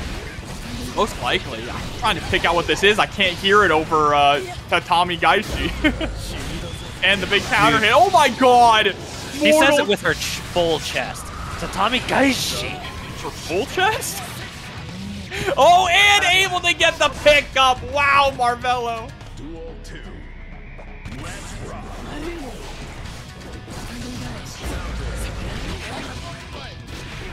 Counter hit. Plenty of damage. Tries to go for the reapplication, and it doesn't flash. The Beta Blade successful. We're going to take the wall break here. Through the wall. Positive bonus. Good guess there. And the DP comes out. Good guess there. Yeah, I like Marvelo the just burst. keeps spending these bursts, though. I mean, for good reason. Chipp is he's a lightweight. Trying to chase down Harass with that 5K. Remember, everything is built on it. Being very scrambly. Catches the backdash with the 2K for the juggle. What a conversion through the wall. No, we stop it. Into the RC. Oh my god, Marvelo. Slap. He did it again. The cool combo. That was so sick. That's the power of a ninja. Power of a ninja. Ninja versus samurai. We got the answer on who wins. Fly all the way to the US. But there ain't gonna be nothing easy about this matchup, y'all. This is gonna be big damage, big hands, and one big man. It's gonna be Lolo versus Clone, Goldlewis versus Slayer. It's like small Slayer versus big Slayer. Oh my god. Yeah, but Goldlewis is the kind of character that can afford to take a few risks on defense. You may be doing a ton of damage, but on a character where you might have to hit them 2 times, Goldlewis, you gotta hit him 3 times. Oh no, tried to delay the close slash just a little bit, but didn't have it in time. There's the throw. Ashkara there. Gets the same side. Very tricky, and catching the backdash as well. These dandy steps are so hard to deal with. And using the low follow-up, so many Slayer players love to use the overhead. The overhead catching people in the air and still being a guard crush, making it so strange and tricky to deal with. Yeah, but that low bump ahead has a lot of range on it too. Oh my god, Master's Hammer for the universal counter. This one's gonna hurt. Slayer with the reset into another fight. You gotta be kidding me. Sitting on his ass, waiting for the burst. Oh gosh. He just sat there and watched. So you're gonna burst now.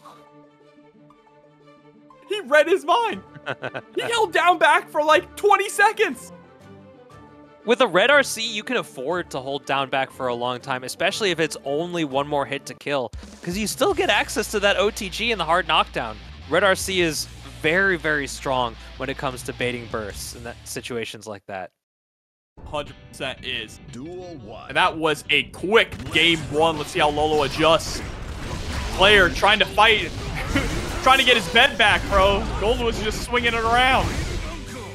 And Slayer's a character that can actually contest Goldlewis at round start. Well, it's kind of unfamiliar a lot of the time for a character like Goldlewis to have really strong round start options, but we saw just there that 5K has really just led us to this situation. Yeah, we talked about how 5K is one of the best round start tools for Slayer, right? Oh my gosh, the fast RC on the backdash, able to blow it up with the 2K. And at 5P, even all these years later, still a great anti-air button. Crossed up, taking the corner with the close slash. There's the bite. Woo!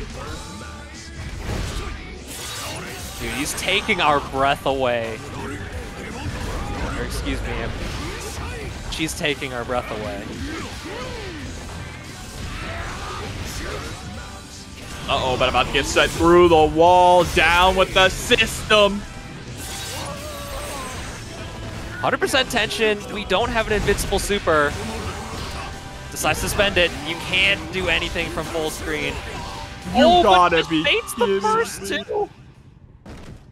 The super jump to bait the burst, dying 2 rounds in a row because your burst was blocked is gotta hurt. But Lolo still has plenty of time here to adjust. This is the strength of the Costco hot dog, man.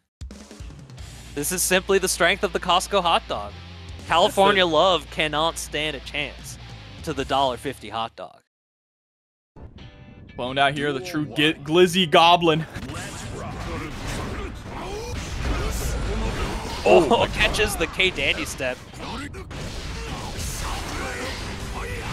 5P, such a great anti-air.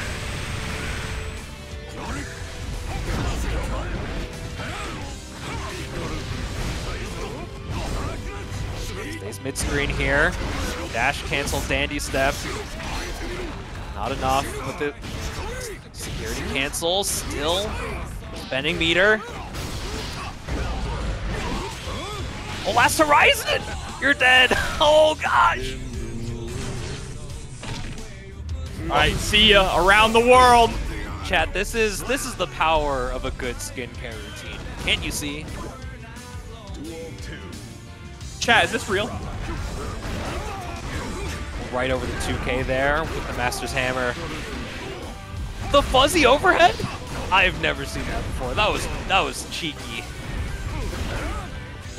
Oh, yep, stopping you from jumping out, catching the backdash with the close slash. Super Mappa Hunch.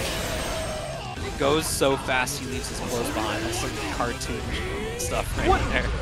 These burst blocks have been nutty. Deflect shield into Dandy step is also just as nutty. Load. One touch away from closing this out. Trying to go for a little shimmy action there. Oh gosh. Sending them down to hell with that shenanigans. Why Strider. He plays Strider, right? That's why he likes ninja characters. Mankind. Duel 1. Didn't Marvelo used to play like Arthur or something? I have no idea. I don't know anything about Marvel, but I do know about Guilty Gear, and we're in this loser semis top 4 SQ versus Marvelo.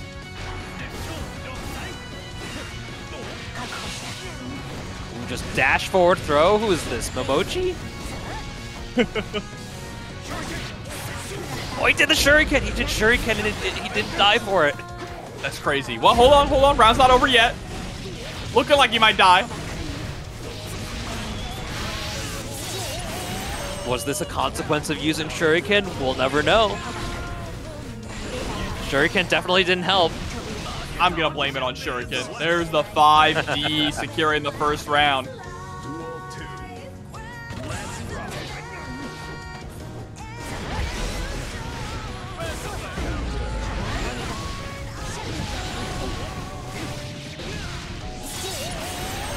That was kind of a obnoxious amount of damage. I'm not going to front.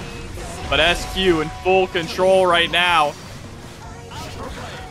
I mean, if you're Marvelo, you got to be used to it. You got to be used to taking damage like that. You've been playing Chipp for so long. You just got to brush it off. Roll with the punches. Defense here from SQ. What a trade, but Marvelo's going to keep going right back on in. Ooh, great air throw. The blood of Guilty Gear run through.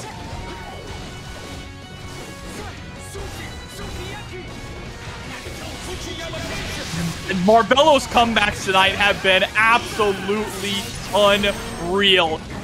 Hard knockdown, just needs one mix to secure it. Deflect shield, tried to chase up with a 2K, but it was just too short.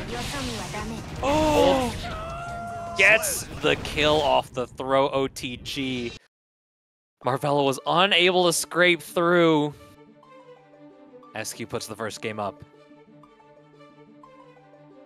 Spoke too soon. I'm sorry, chat.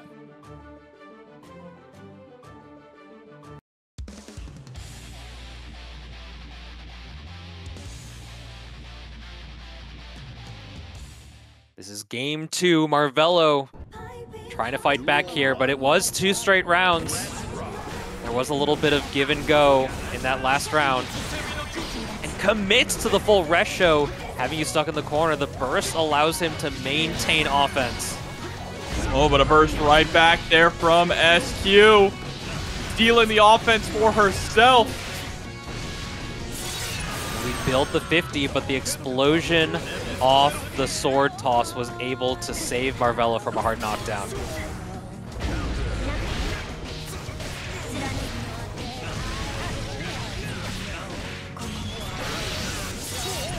The wall here. A sliver of life. This is one touch to kill Marvelo.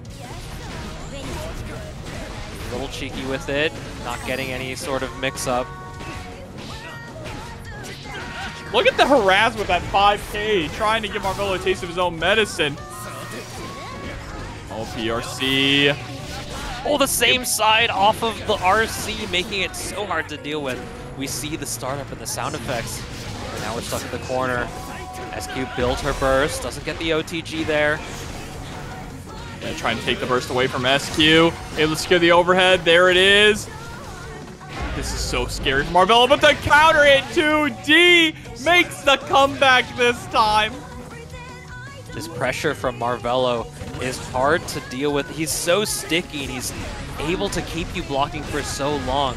There are gaps, but the way he changes it up makes it so much harder to deal with. But doesn't matter when you have the one hit to deal this damage here. Yeah, Marvelo's definitely not spending it.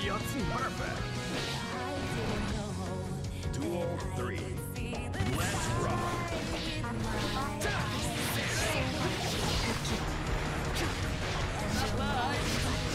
Whoa, oh, that was tricky.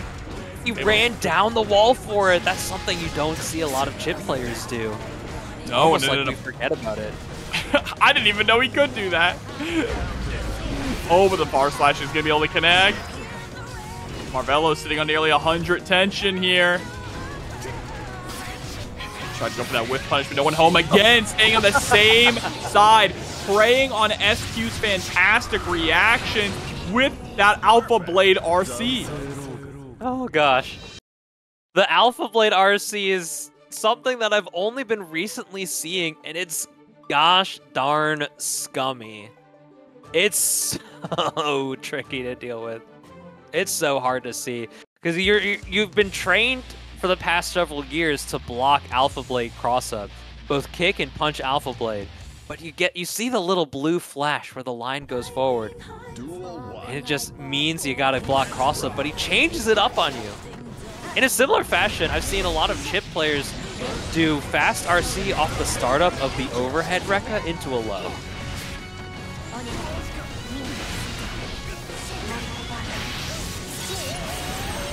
good decision making. SQ puts them through the wall, covers the sword, and definitely gets so many resources back for their trouble, and should be a kill as well. Perfect. Oh, the whip punish on the far sledge. Yeah, about to get sent straight through the wall. Positive bonus now for SQ. Marvelo is about to get burst back. Tries to go for that whip punish again. Having a difficult time whip punishing SQ here on those sword normals.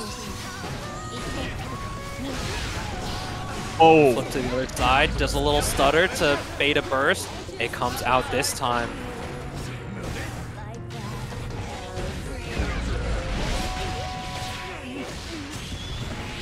Oh, Calvados. This is a really good guts crush. It doesn't kill. Marvelo, despite having low guts, just gets cleaned up with the Sabrabato there. That's 2 games to 1 now. SQ wants revenge. Lolo was the one who sent her to losers, and he's waiting for the next match in losers finals. Dangerously close.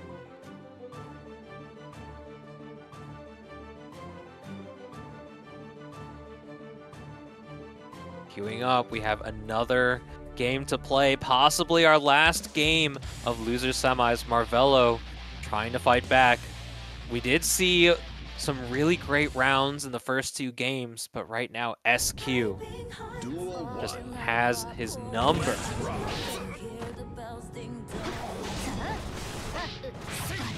Oh, what a 5P.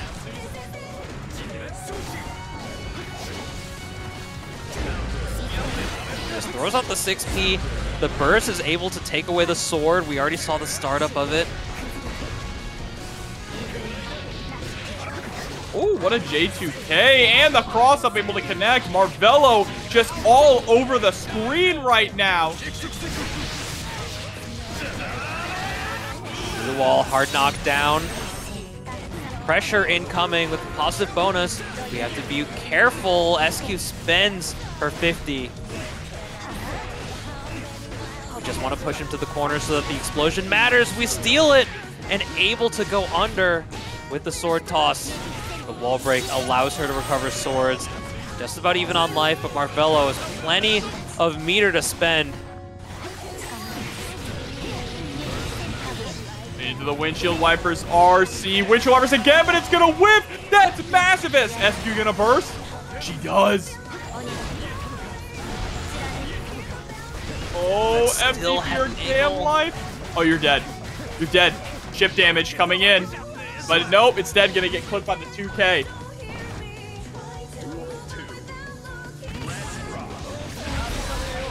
Ooh, the 2K trying to catch something. But the footsies button, heavy slash coming out. Marvelo takes the first wall break.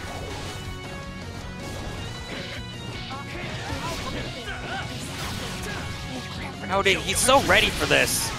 He's so ready.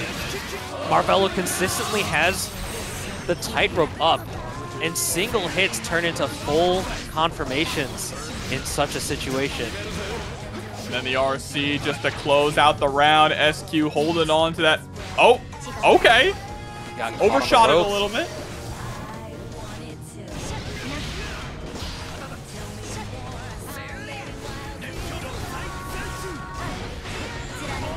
Oh, not close enough for the close slash punish. The Beta Blade chips out. SQ wasn't thinking about flawless defense. Still possible set point here. Oh, 2D gonna connect. Another sword explosion that Marvelo had to block. Nice escape, though. Turning the tables. These just blocks, though, from SQ into the punish. Stuck in the corner. The run-up throw. Marvelo's mixing up his options.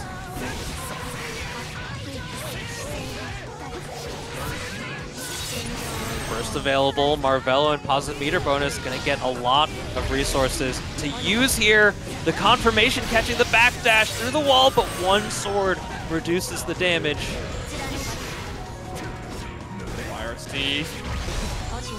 What a 6P. No! Wow, that was a scrambly as hell interaction, but SQ does it 3-1. Still has Marvelo's number. Before we move on to this, we want to give a quick shout out to our redemption bracket winner, Trucker Wacky Ass Creepta. Mankind knew that. That's a tag. That's one of the tags of all time. Congratulations.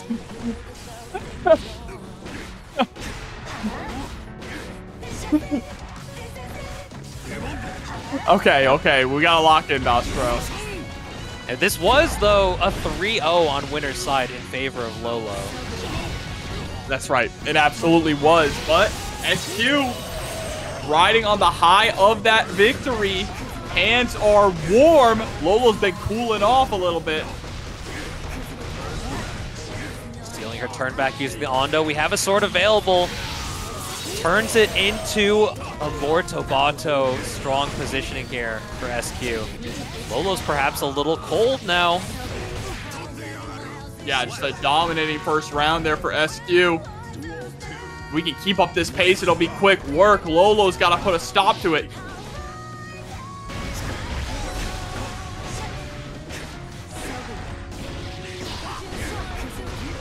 Good just defend. We're able to move out of the corner here. Dash block attempt, but still, Lolo's a big boy with Goldlewis.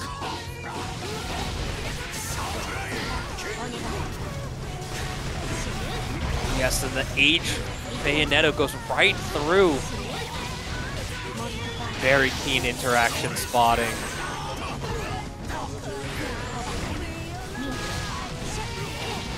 Oh gosh. Oh. Catching the backdash. Bayonetta. SQ, that's another game on the board. 1-0 right now. Already a different turnout compared to what happened on winner's side. SQ, she's able to build up the momentum, and when she has momentum, she is incredibly difficult to stop. Lolo has to figure out a way to do it quick here to knock her off of her rhythm. And that JH has shown so much prowess this entire evening. The 6-2-8, 6-2-4.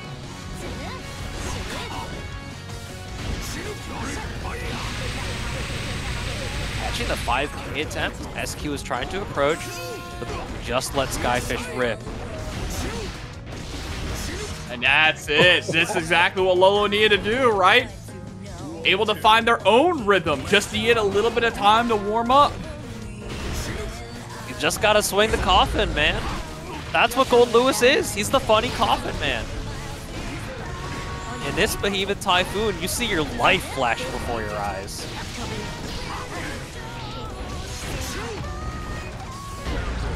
Same side, catching SQ pressing a button, maybe a backdash BRC. Oh, nice, able to push out.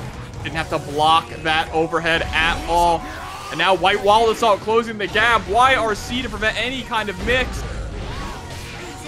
Great air-to-air, using the JS to cover a lot of horizontal space. Very good against Goldlewis as he doesn't have his double jump. Look at all that chip damage. Blocked the whole Skyfish. Blocking is dangerous here. We have so much tension. We're pushed to the corner. Still have Slash available. Oh, it doesn't die from that. So close. One sword. He's going to be blocked. Watch out for the rock. Oh no, instead we just send the sword out. What a burst, 5D hit! If I'm Lolo, I'm happy the burst came out. We're going to the last round. Lolo with a full burst. But just round start. 4-8-6.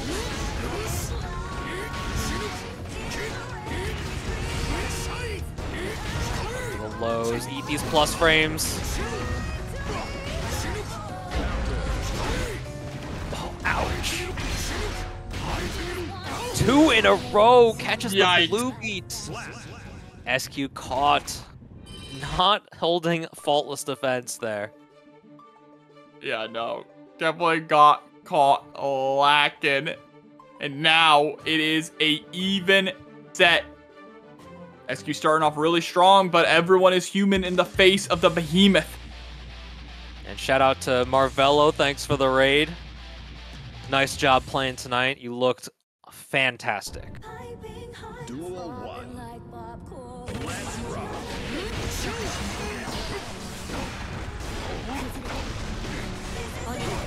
Playing this corner game. The early burst from SQ allows her some pressure.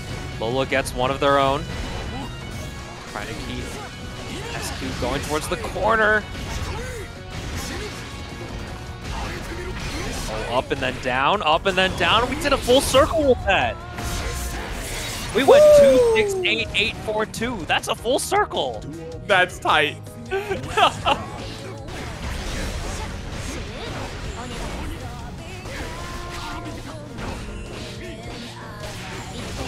Putting that 5K.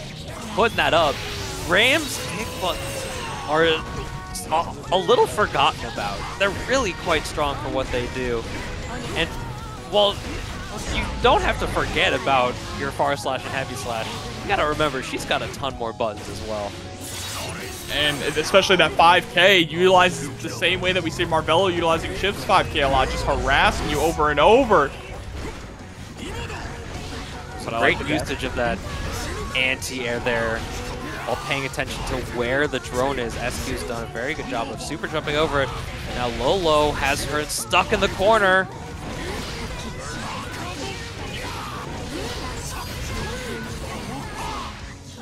Oh gosh.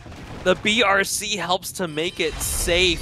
Lolo, after a quick first game, has put on 2 more of his own in response. It's 2-1 versus SQ right now, and wants a run back against Cloned. We're trying to get the atomic bomb matchup in grand finals. It's the Slayer in quotes mirror. One of them's gonna get slayed all right, but first, Lolo wants to see that, has to get through SQ for one more game. This is possible last game of losers finals. SQ has to fight back. Lolo has all the momentum. Duel 1. Let's rock. Still rocking with perfection, can't please me.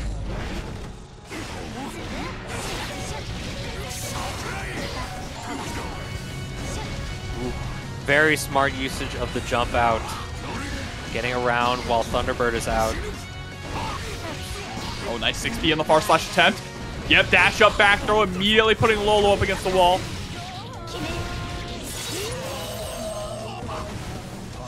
It's not a hard knockdown though. Use the opportunity to get the Thunderbird out.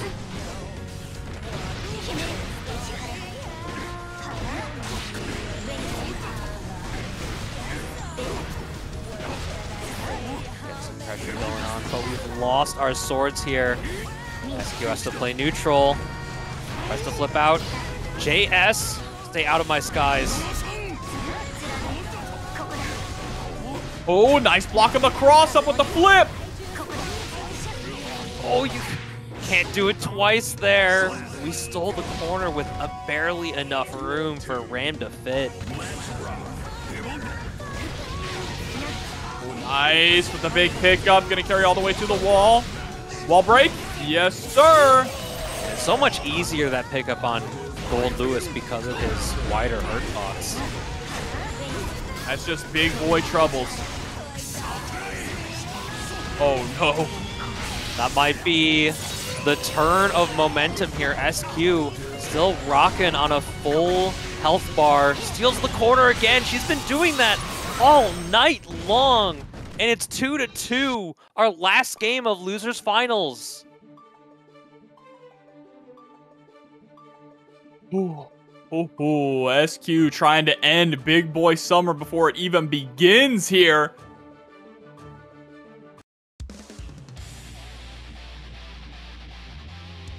This Ram California is love fighting come out back. I mean, SQ trying to get another idol under her belt.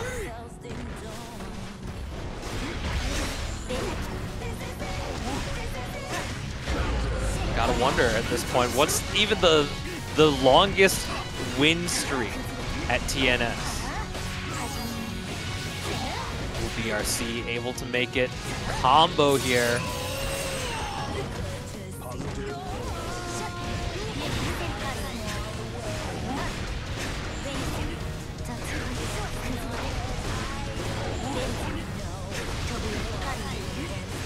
Great blocks from Lolo here. We spent our swords to convert off the counter hit.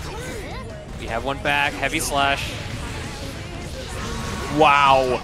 Yeah, you want to go for the burst there. That would have been a great position for Lolo.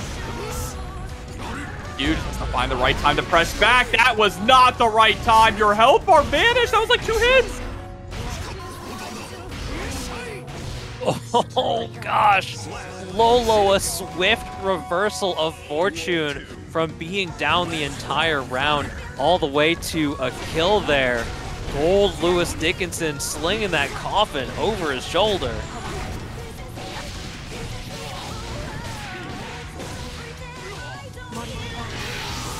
Zato for the hard knockdown, gonna refund that meter anyway with a positive bonus. She doesn't take the corner with the flip. Big boy backdash able to get through these slash buttons. SQ hasn't taken a single hit of damage though in this round. We're looking like we might get a final game, final round. That's exactly what we're getting here, Dostro. Burst on both sides, going right into it. Lolo trying to be the aggressor. You though gonna get the first blood. Had to spend 50 bursts to do it. Oh, how many does it take to open her up? 3rd time's the charm.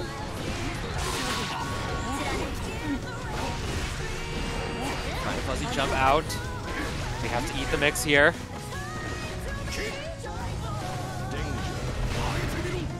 Oh my gosh.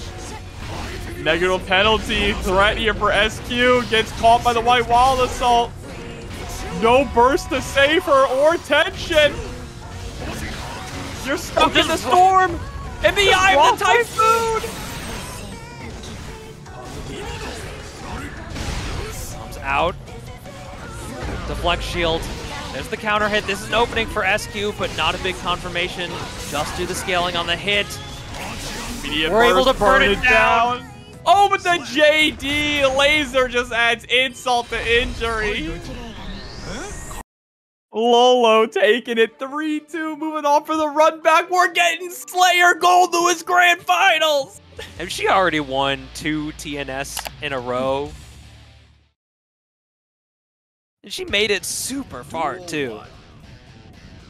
But sometimes you just gotta bring in a little new blood into our grand finals.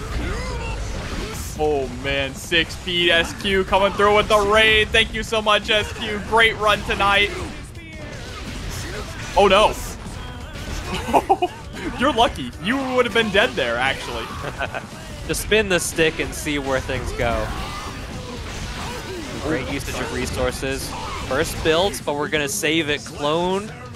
Moving into the next round with the full burst. Lolo just under 25%. Master's Hammer, gonna be able to connect. Nice with the 2P, but wow, Clone just pressing back with a 2K. Didn't believe in the commitment.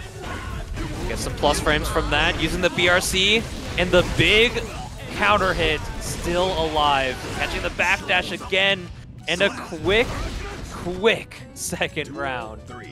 Everything, when Clone gets started in offense, everything just flows. There's no, like, scramble either. Look at this. It's like Zen. Getting a little antsy, trying to poke through, but the Thunderbird is just too active. Oh, finally gets clipped on the overhead, and that's going to be game number 1 here on Lolo's side. Already a reversal of favor. Lolo lost the first set between them. Winners finals, it was 3-0 in favor of Clone. And now they have one on the board. And we'll have to see if it's just enough momentum to keep moving forward one at a time. We could see 2 full sets, and it could take 10 minutes, just based on the characters we have on screen right now. Block on the other side, though. I like the usage of BRC just pushing Lolo slowly to the corner. Look at that fuzzy with the JS. I have to steal that. I gotta watch this back and steal that. Oh my god, let Lolo play the game. 2H had to do it to you. Super Mappa Punch. That was a 2-hit stick. A 2-hit stick, that's so much damage.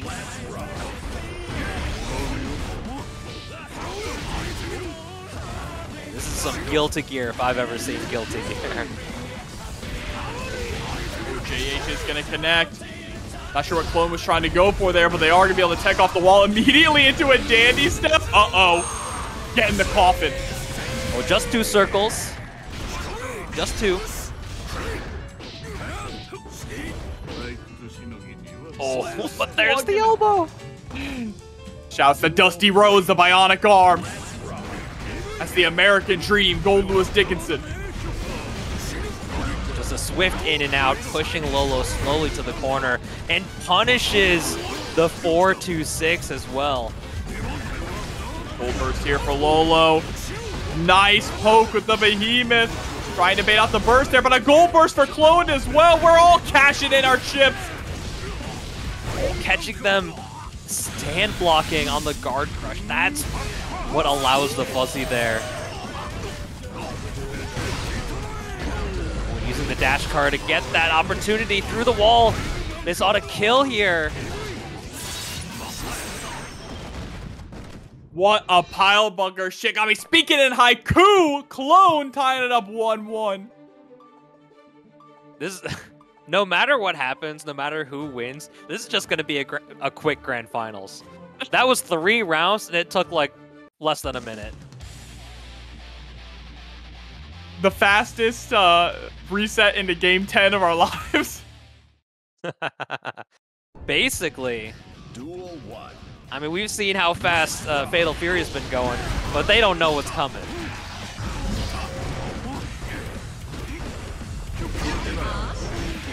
Oh, universal counter with the low. That one's for you, Sharon. It's just the dandiest wife guy you've ever done, man. Oh, backdash is gonna get caught. Immediate burst there from Clone. Just look at this. How do you get out of this as Lolo? Back up against the wall, trying to find an opportunity to poke, but it's relentless. Clone's offense is just so sticky. Every time they get in, it's so hard to deal with against them. But the burst puts Clone in the corner. She was trying to get a little too tricky. Served up on a silver platter, and this one is going to hurt. Well, Mr. Owl, how many circles does it take to put a vampire through a wall? Oh, gonna take a little bit more. Wake up, 2P, you're crazy. Again? Again?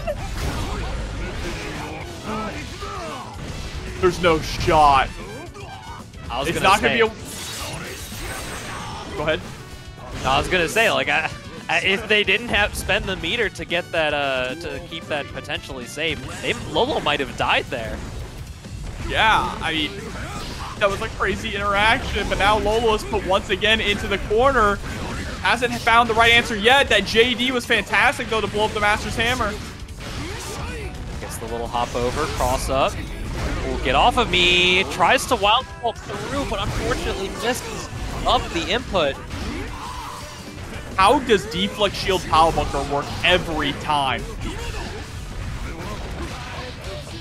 Oh, the clash! Oh, you're just not built for the mash when you're playing Goldlewis. Your mash only goes one at a time. Clone just does not stop. Into the RC. The whiff on the JH. That was diabolical. Blood-sucking universe. She's been showing that a lot, but not in circumstances like that. It's mostly come out of the hard knockdown wall break situations. Clone is very good at mixing up their options, and their offense is just so potent because of it. That's exactly right. Took the words right out of my mouth.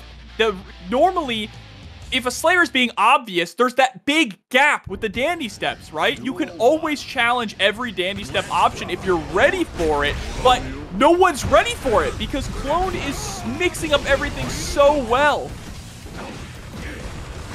And let the full JS rock there, able to get the anti-air, but Lolo fortunately made it to the other side and gets offense, but unfortunately for them, Clone is just in their face. You're kidding me. 6K feint into forward dash. Caught Lolo like a deer in headlights.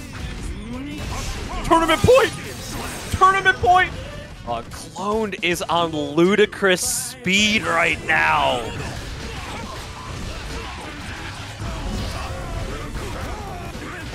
Universe on deck.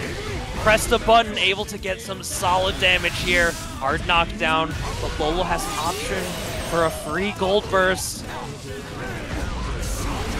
Oh, there's the burst. Pick a god and pray. This is your last chance. Just mash it on the close slash. Lolo scared. The RC comes out. The double side swap throw. Clone caught Lolo dizzy. Our champion tonight for TNS Strive 163 is Clone, our Slayer champion. That's right, dandyism prevails.